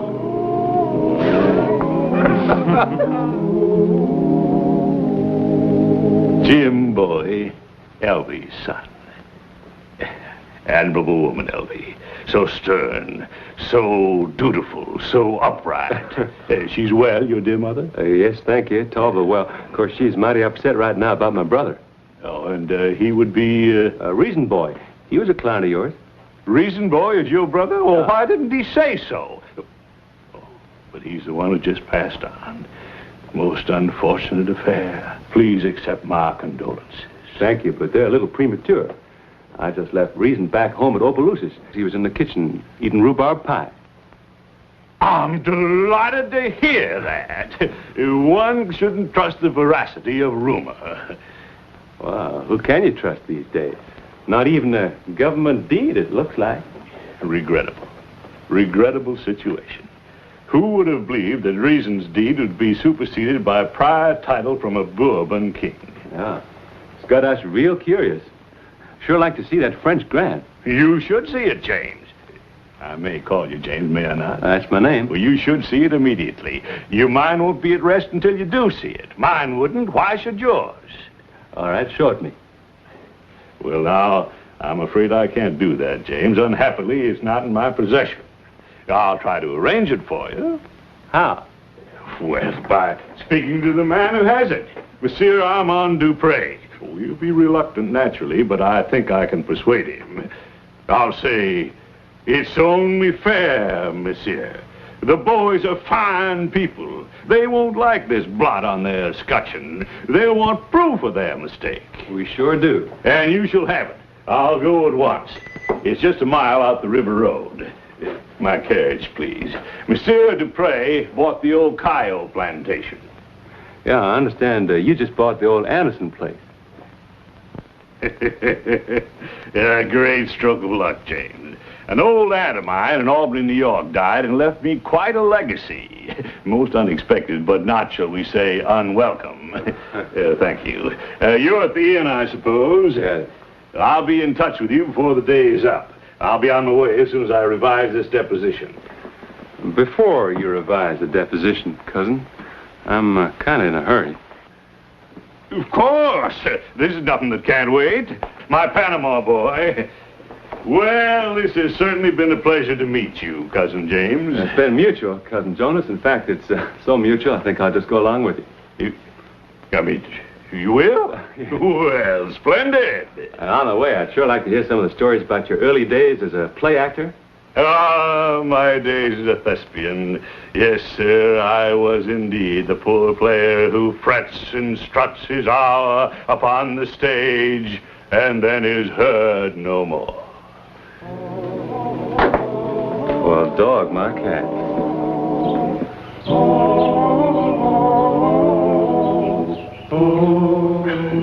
You want to inspect the French grant, do you? I insist on it, Monsieur Dupré. Well, there's no reason why not. You will find it not only a valuable document, but actually a work of art. Oh, good morning, my dear. Forgive me, I did not know you had guests. Oh, please, Marcella, you know Judge Crawford. This is Monsieur Bowie. Judge Crawford, Mr. Bowie. Ma'am, you wish to see me? It is of no importance. Oh, but it is. Speak freely, my dear. Oh, yes, you wanted some money. Was that not it? Yes, if you please, Armand. Women never seem to have enough bangles and bows. And largesse to the poor? Yes, that too. When I married my dear wife, gentlemen, she was the widow of a marquis. And she has never forgotten it. One moment, my dear. I shall fill your empty purse. No doubt I have been too open-handed with my charities, but these poor settlers evicted from their homes and forced to move on, God knows where, they have touched my heart. We can understand that, ma'am. Here is your money, my dear Marcella. And now we must get to business, huh? Perhaps there will be another occasion for them to hear of your past glories.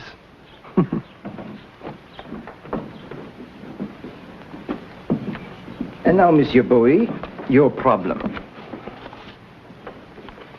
Here is the grant. I trust you will handle it carefully. It is beginning to show its age, as who is not in these hectic times, huh? Is that not an excellent likeness of His Majesty? I can't blame you for being proud of this, monsieur. It's a real handsome document. Not to speak of its other value. You are a connoisseur, monsieur. Well, Cousin Jonas, I guess there's only one thing for reason of me to do. That's to take action against the government, selling us land it didn't own. You are also a philosopher. Yeah. Thank you. Well, Cousin Jonas? Thank you, Monsieur Dupre. We're very grateful for your courtesy. You've been most welcome, gentlemen. Good day, monsieur.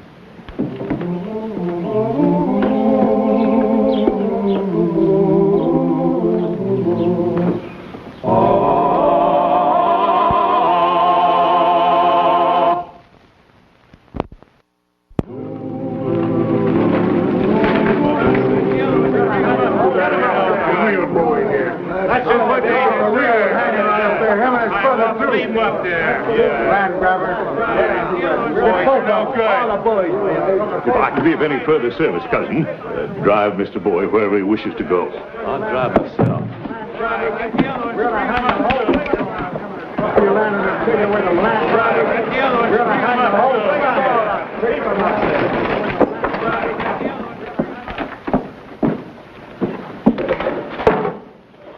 Anybody want to hang the real thing?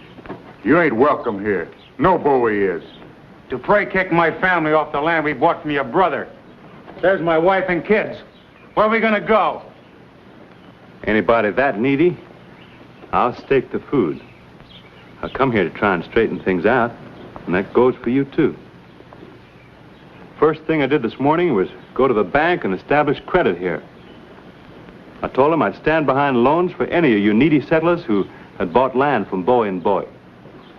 So all you got to do is go to the bank and ask Look at this, counterfeit. I went to the bank and it's no good. Where'd you get it? From that woman, the one that's been helping us out around here. Mrs. Dupre? There she comes. That's Mrs. Dupre. That's her. Trouble. Oh, hello, Mrs. Neeland. I was looking for you. Don't touch it. Don't take that money.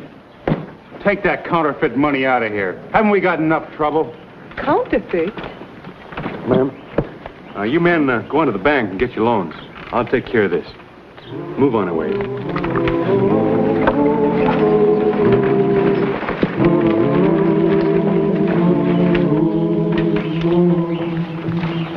Madame Dupre, may I see that? Is this the money your husband gave you? Yes. He might have spared me this last indignity. You sure couldn't tell it was counterfeit. Looks good to me. Tell me, do you ever see that French land grant that he showed me? The one that gives him title to the land? Yes. I mean, did you ever read it? Did you ever study it closely? No, not closely. Oh. He wouldn't dare. Well, if this is, why not the grant? Those poor people. Don't cry, man. Now listen to me. Here, take this. I need your help. I help you? About the grant. How? Well, there was a picture on it. King, Louis the something, There were many Louis. Louis the 16th, I think this one was. Wasn't he the one who kind of lost his head? He did indeed, along with his poor wife, Marie Antoinette. Do you know when that was? I mean, what year? It's a date I well remember. It was the year I was born, 1793. But why do you ask? Well, this King Louis. Do you know how old he was when he was... Guillotined? About 40. 39 to be exact, I believe. I see. And he died in 93? So let's see. He was born in 39 from 93. He was born in 1754. That sounds right, but why? But the date on that land grant was 1765. He could only have been 11 years old at that time. Yes. Well, don't you see? The picture was one of a fully grown man with his name on it and his signature underneath. But this is so stupid of him. He knows better than that. No, it is not stupid at all. It was deliberate. I don't think I understand. Of course it was deliberate. He makes a glaring error in history and dates on the assumption that no one here, yourself, for instance, will know the difference. And that Americans are all ignorant backwoodsmen. And from this his mean little soul is fed. From this he feels superior. Oh, the arrogance, the conceit of him. Don't, ma'am, don't. There's some way out of this. I don't know. I have prayed that there might be, but... Well, I don't want to intrude on your privacy. You don't have to answer this if you don't want it. Please, Mr. Bowie, I have no secrets from you now. Well, do you want to see this man, this husband of yours, get what he deserves? After this? Yes, Mr. Bowie. Well, then, I think the best thing is for you to invite me back to your house this afternoon as a sort of surprise for him. I'll bring Judge Coford. Are you sure you want to do this? Don't underrate Armand, Mr. Bowie. He is a dangerous man. So am I, sometimes, Madame Dupré. Then come to tea. At 4? Tea at 4. This has been a day of revelations indeed. When you were here this morning, monsieur, I had no idea you were the famous Jim Bowie. I doubt I'll be in the history books, monsieur. Oh, but of course you will. Oh, you should be, certainly. Did you not invent a new knife? A small accomplishment. Oh, but not at all. I'm greatly interested in knives. It is also a specialité of mine. May I see one of yours? Oh. But magnificent. My dear wife does not like me to discuss the subject. It offends her aristocratic sensitivity. But I maintain that cold steel is the only civilized weapon. The poison of the Borgias was one-sided to a cowardly degree. And the gun is nothing more than a shattering explosion, robbing the duelist of the excitement of quiet personal combat. Steel. Steel, monsieur. Silent, deadly, exquisitely tempered, is the only true weapon. Primitive, some may say, but I doubt that the future will develop anything more civilized.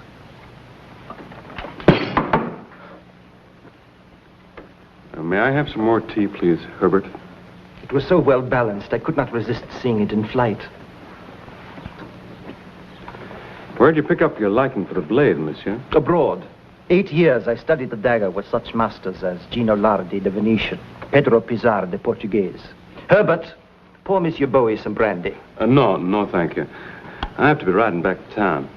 Lawsuits take time, and I haven't any to waste. Oh, but I want you to see my blade, monsieur. Please don't go. Herbert, pour me brandy. My own dagger. Really a poignard. Copied after those used in the Highlands of Scotland. Thank you, Herbert.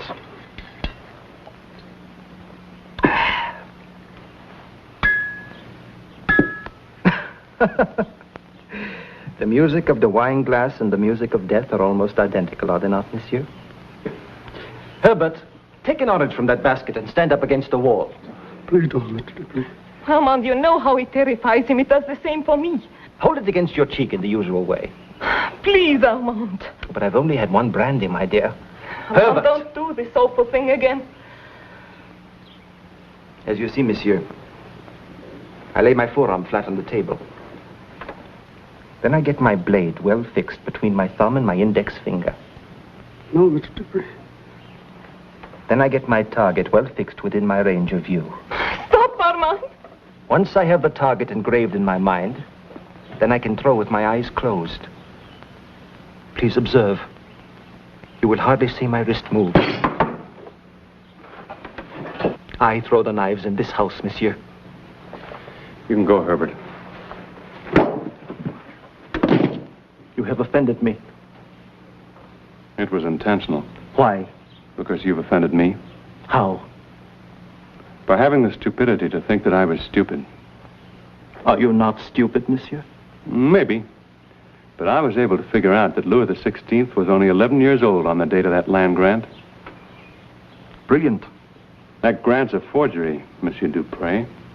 Just like some of the currency you've been making. Who's been putting it into circulation for you, anyway? Cousin Jonas, we never did have any kin in Albany, New York, did we? Yeah. In fact, you bought the old Anderson place with some of this money, didn't you? Where'd you pass it? Well, I found gambling houses, the best outlets. Memphis, Natchez, New Orleans. Well, Mama's going to be very upset when she hears about this. Very upset. I think you can be excused, Marcella. I am not going, Armand. I do not think you will like what you will have to see. And what will she have to see? He intends to murder you, Mr. Bowie. So, the moment has finally come, huh? Yes, Armand. At last. Watch him carefully, Mr. Bowie. He spoke one truth today. He did study the dagger under Ladi and Pizarre. They were his fellow inmates in prison in France, where he served 7½ years for forgery. That makes certain that no one but me must leave here alive. Now, this whole matter can be solved, Mr. Dupre, if you'll just come to town and make a clean breast of this whole affair. Quiet, you fatuous windbag! Keep your fingers away from that steel, monsieur.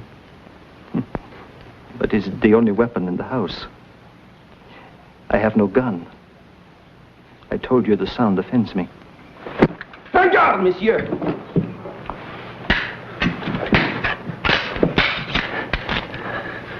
I don't want to kill you, Dupre.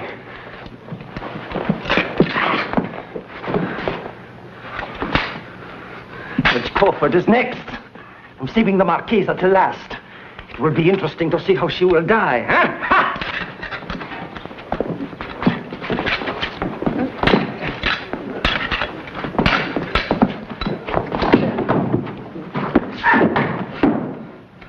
All right, you can drop that knife from the Scottish Highlands. Go and drop it. Now get up.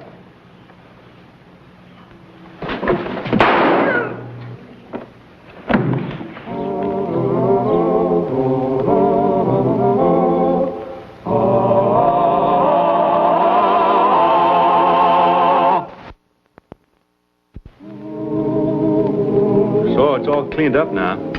Every one of those settlers back on his land. The rest of it sold. Bowie and Bowie are out of business. For the time being. Much obliged, Jim. Well, I think I'm going to bed. No, you're not. Not before you tell us what happened to that poor Marquise. Well, Madame Dupre? Well, she bought the old Anderson place. She's doing fine. Oh, no, Jim, you got that mixed up. Judge Crawford bought the Anderson place. Yeah, but he decided to sell real cheap just before he took the steamboat north.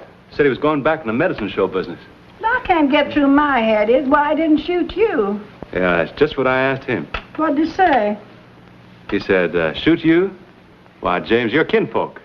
I couldn't shoot the son of my own first cousin. Why, that's a fib and a story and a bare-faced lie. Now, Grandmother Hutchison, her sister married Ed McCreevy, and they begot Sophie and Madge, yes, she married Alec Hugh Colford, and then, no, come on, Mama. And then I think it was Sophie who married her. And here's the star of our show, Scott Forbes. Hello, everyone. Hope you enjoyed tonight's show. And we'll be with us again next week for another exciting adventure in the life of Jim Bowie.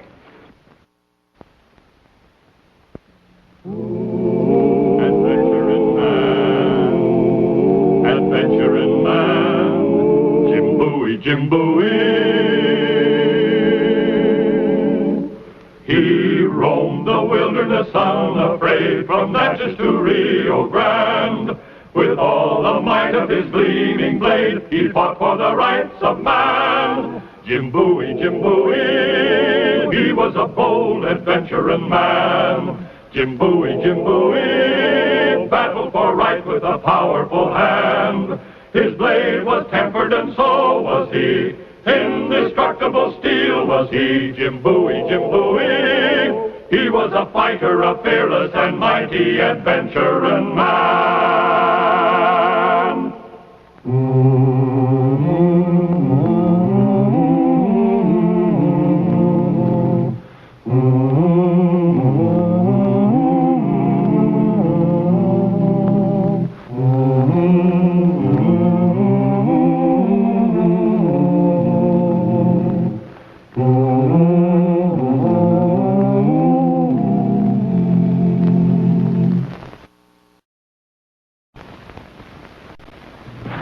Jim Bowie, he was a bold adventuring man. Jim Bowie, battle for right with a powerful hand. His blade was tempered and so was he. Indestructible steel was he, Jim Bowie, Jim Bowie. He was a fighter, a fearless and mighty adventuring man. He roamed the wilderness unafraid, from Natchez to Rio Grande. With all the might of his gleaming blade, he fought for the rights of man. Jim Bowie, Jim Bowie. He was a fighter, a fearless and mighty adventuring man.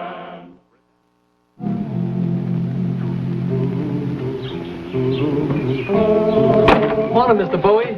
Morning, Eli. The horse ready? Yes, sir, right around the side.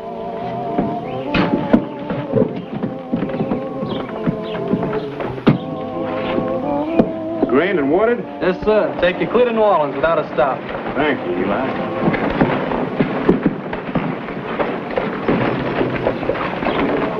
To reach New Orleans without a stop was exactly what I had in mind. There was a certain lady there waiting for me to take her to the opera ball that night. Please, sir, please. Did you see that? What, sir? The girl in that carriage. She seemed frightened. Did you hear her call out? I didn't notice anything out of the usual, Mr. Bowie. You know, Eli, it's sometimes kind of hard to mind your own business. Especially when somebody else's business is a pretty girl. Yeah, I guess so, Mr. Bowie. Yeah.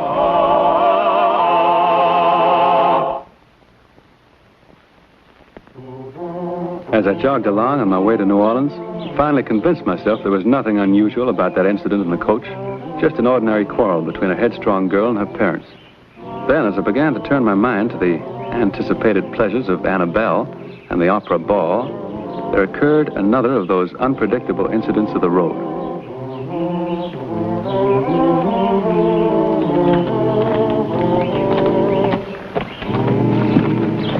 Afternoon, ladies. You having a little trouble? And what does it look like if not trouble? If only that, monsieur, it has failed us. Failed us indeed, and just when it was needed most. Well, can I be of any help? Oh, how kind of you, monsieur. Would you please? If you feel you could be of any assistance, it would not be unappreciated. Oui, monsieur, to be swiftly on our way is of the gravest importance. I'm sure it is. Let's have a look. Well, if you ladies can manage the wheel, I'll lift the cart, and then you slip the wheel on the axle. Oui, monsieur. Lift when ready, sir. Ready? Push. That's it. Good. Just one thing, ladies, before you go. How are you going to keep the wheel on? Pardon, monsieur? There's no nut to keep the wheel on. That's why it came off. A nut? A bit of metal with a threaded hole, mademoiselle. So? So it screws onto the axle to hold the wheel on. Chances are the nut fell off back the road a piece. It is necessary that we have this nut? Well, without it, the wheel's going to come off the next bend you come to. I'll have a look.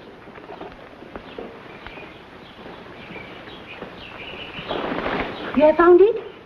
No, piece of wood. Oh, if only I had not permitted Marie-Lou to leave with that woman. But she said she was Marie-Lou's aunt, monsieur, so why should I have doubted her? Mary Lou? One of our pupils at Miss Peabody's Select Female Academy. On Chateau Street, you must know of it, monsieur. The Select Female Academy? I know it slightly. The young ladies there are so young. Oh, monsieur, I'm so worried. Miss Peabody has every right to send me back to France in dishonor and disgrace. Do you think she would do that, monsieur? Did she bring you over here? Yes, to teach the select females the pure Parisian accent. Oh.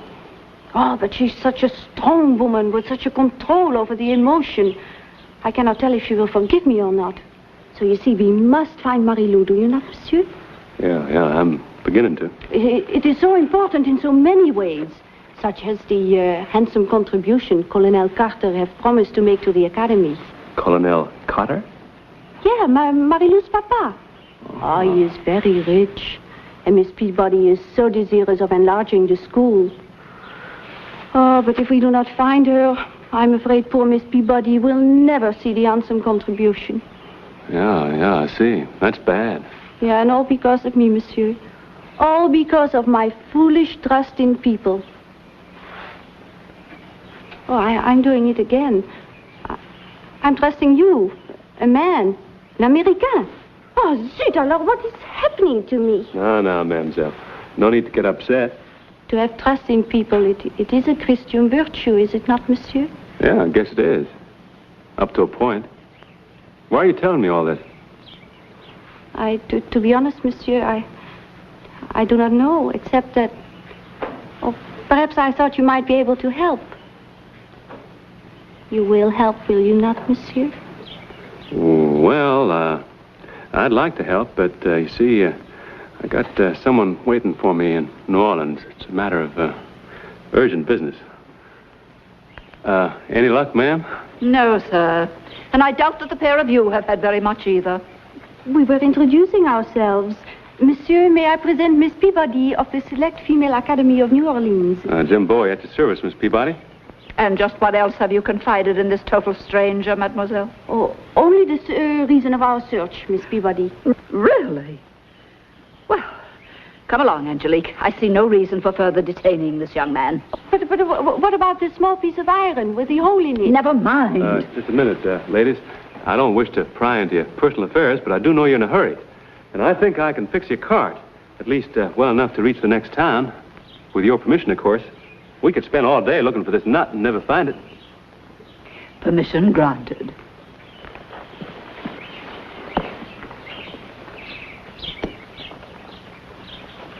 This girl you're looking for, what's she like?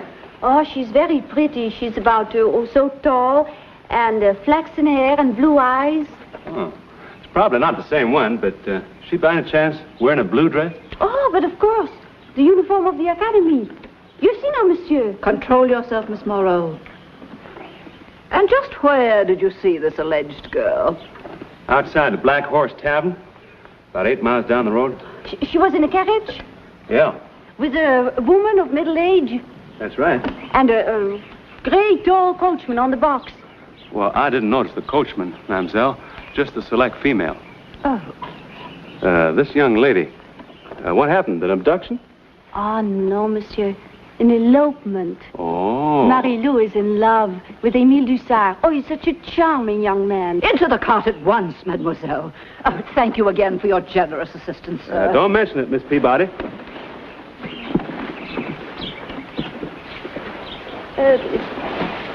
This tavern, monsieur, would it be...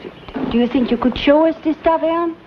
Oh, well, I guess I could, yes. But naturally, I would reimburse you for your loss of time. No, ma'am, it's not that. It's just that, see, in this deal I'm working on, I got a lot of competition. In fact, if I don't get there on time, I'm liable to lose out entirely. You can't miss it, ladies. Straight down the road, Black Horse Tavern. Ask for a boy named Eli. Thank you, sir, again. Yes. Au revoir, monsieur. I will remember you in my prayers. Oh, thank you, mademoiselle.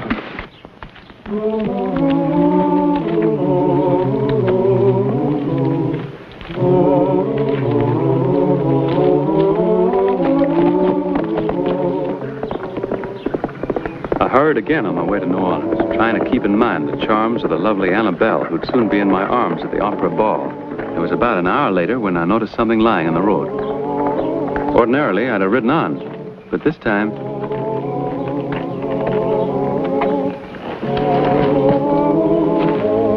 The book proved to be a missal, or prayer book, that's used to follow religious services. The inscription on the flyleaf was in French.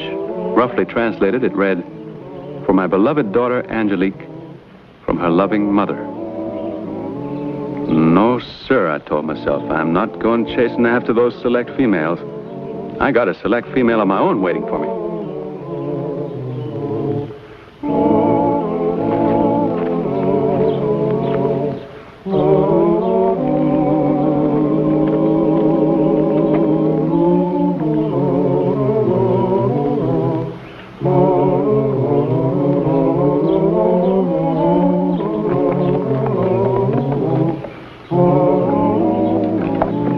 Afternoon, Mr. Bowie. Back so soon?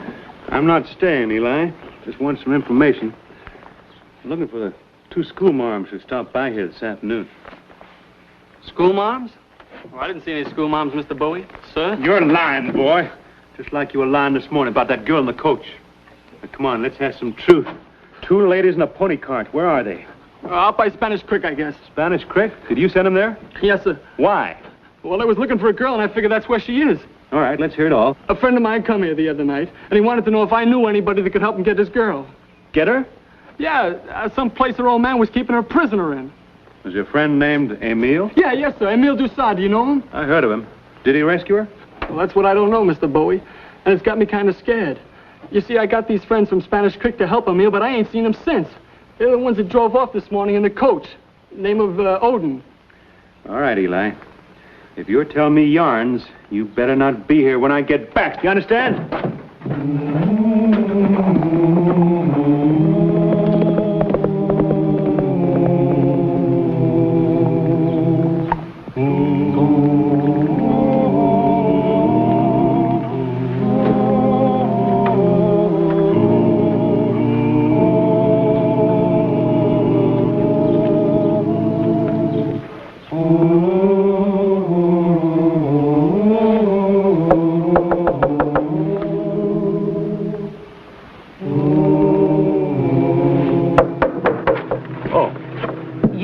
Good afternoon, ma'am.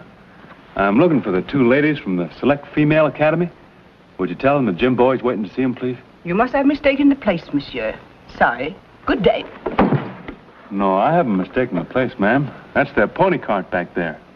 I must ask you to leave, monsieur. Not until I look inside, ma'am.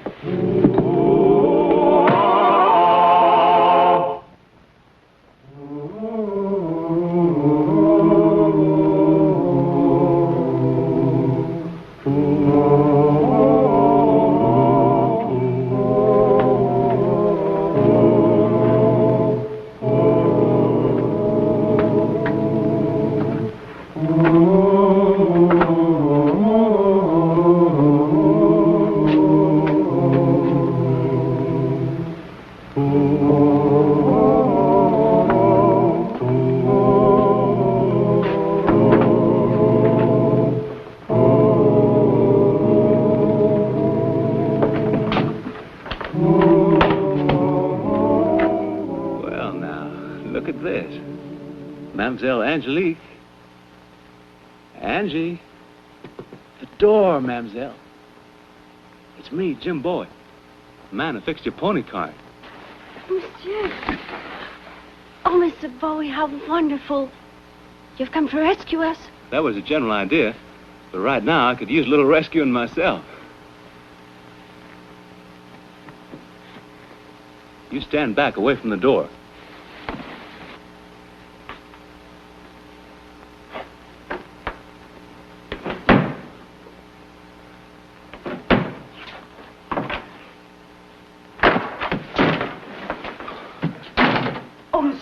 You're hurt? Oh, not any more than I was. Well, tell me, where is everybody? Where's Miss Peabody? They took her away, I know not where.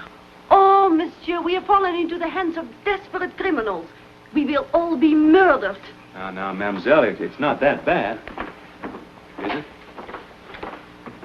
They hurt you, monsieur. Yeah. Oh, mon Dieu. Death is imminent. I sure hope not, mademoiselle.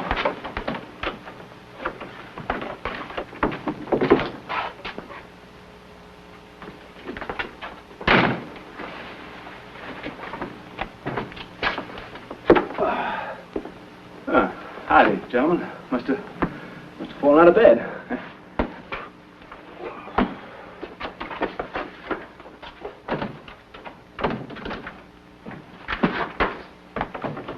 Mademoiselle.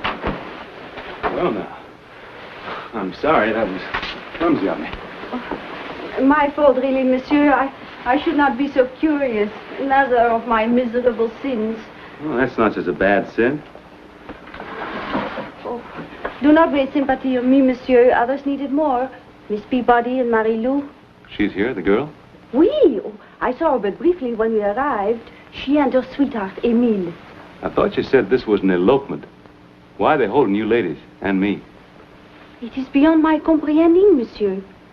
I have a feeling it is even beyond the comprehending of Marie-Lou and Emile. It has just occurred to me. How is it you are here? Oh, I was forgetting.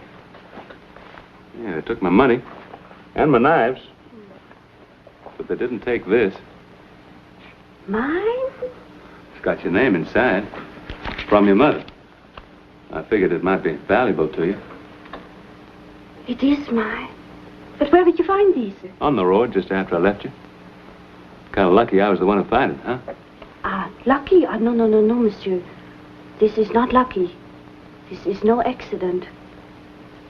This is by the hand of the bon Dieu himself. It is a miracle. Well, I wouldn't... No. There's no doubt about it, monsieur. It is truly a miracle. What we need now is another one to get us all out of here.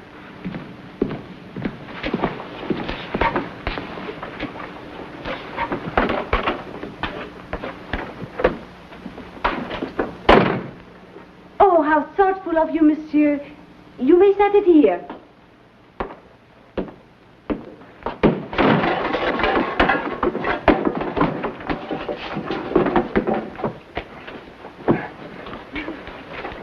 Mademoiselle, turn your back. He has fainted, monsieur? That's right. When he wakes up, we will cry out, no? Yeah, I'll rip my shirt. Oh, no, monsieur, not the shirt. You cannot spare it. I'll have to gag him. Wait. Turn your back, monsieur.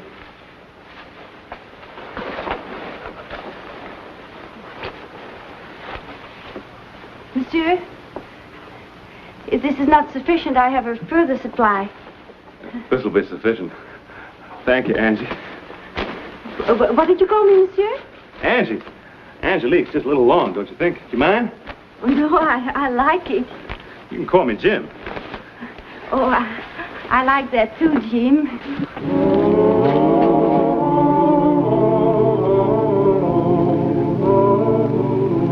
For the last time, madam, take that pen and write what I tell you.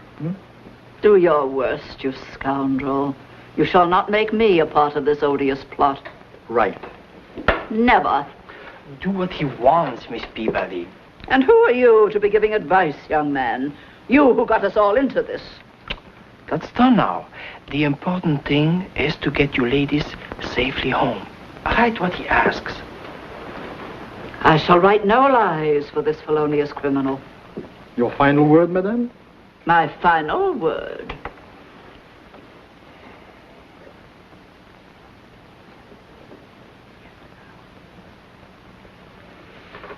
Fetch the girl.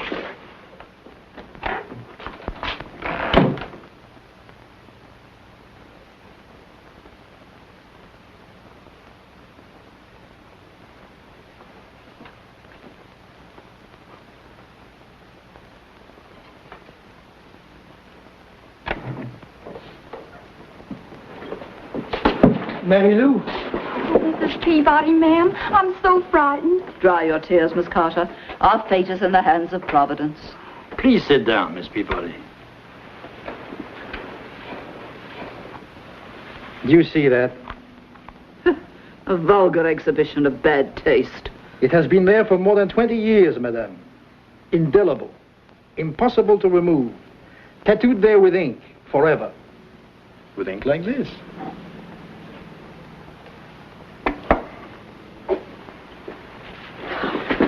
Should I tattoo the message on the beautiful face of this girl, madame?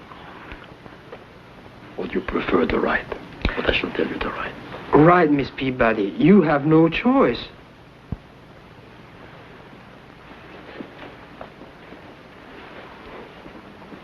Write exactly what I say.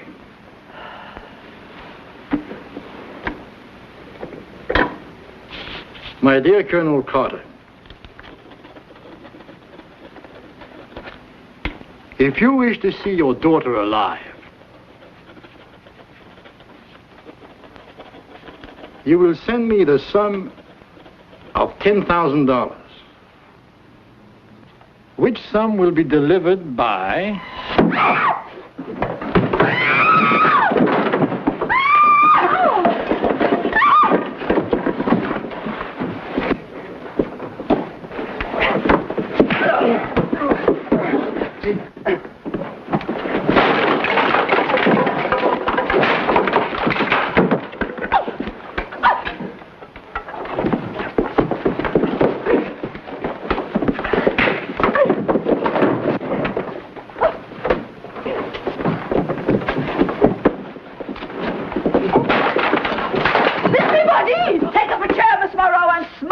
enemies.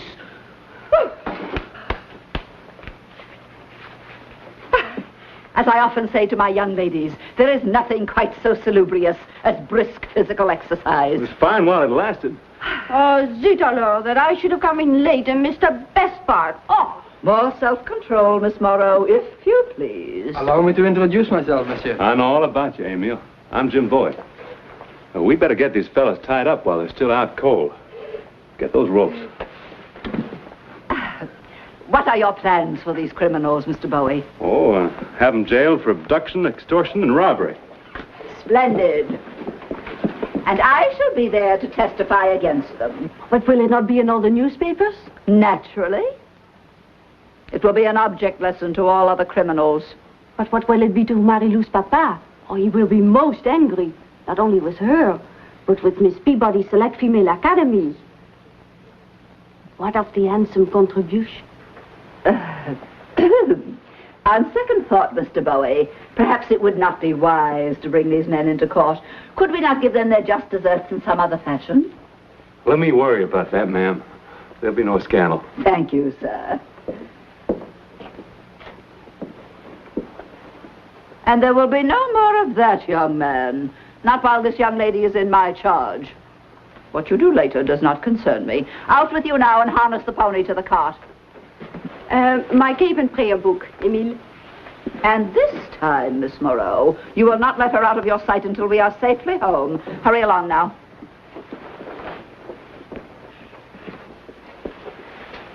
Au revoir, Jim. May le bon Dieu bless you always. Goodbye, Angie. Angie? Jim? Oh, we kind of got acquainted. We were locked up together. I do not approve of the use of nicknames. Good day to you, Mr. Bowie. Good day, Miss Peabody.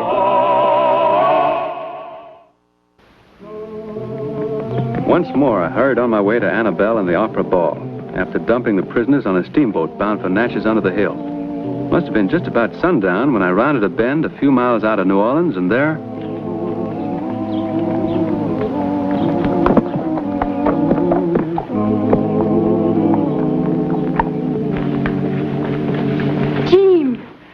If you but knew how I was praying for your reappearance. Is it not so, Miss Carter? Did I not ask you to pray also?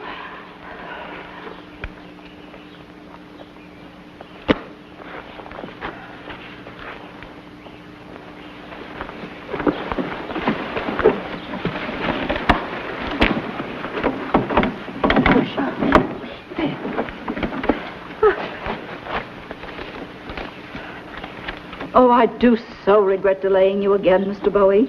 Was there not an urgent matter of business requiring your presence in New Orleans? Well, the fact is, I was taking a young lady to the Opera Ball tonight. But I'm so late now, I guess she's made other arrangements. And Miss Peabody, may I remind you, you still have to get a nut? A nut? Into the cart, Mary Lou. You too, Angelique. I'm so sorry, Jean. If there were only some way I could make it up to you. Whoa, now. You just said something there. Yeah. Miss Peabody, I'd like the honor and privilege of escorting Mademoiselle Angelique to the Opera Ball tonight. With your permission, of course. Well, we're both in your debt, to be sure, Mr. Bowie, but I'm afraid... Thank you, ma'am. Thank you kindly. Young man! Isn't he just the most divine thing ever?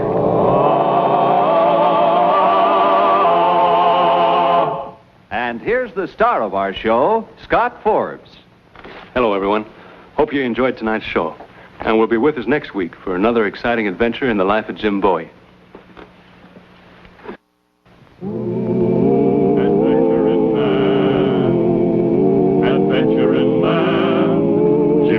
Jim Bowie.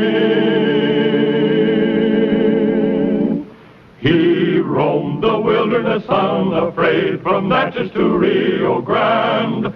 With all the might of his gleaming blade, he fought for the rights of man. Jim Bowie, he was a bold adventuring man. Jim Bowie, battle for right with a powerful hand. His blade was tempered and so was he. Indestructible steel was he, Jim Bowie, Jim Bowie. He was a fighter, a fearless and mighty adventuring man.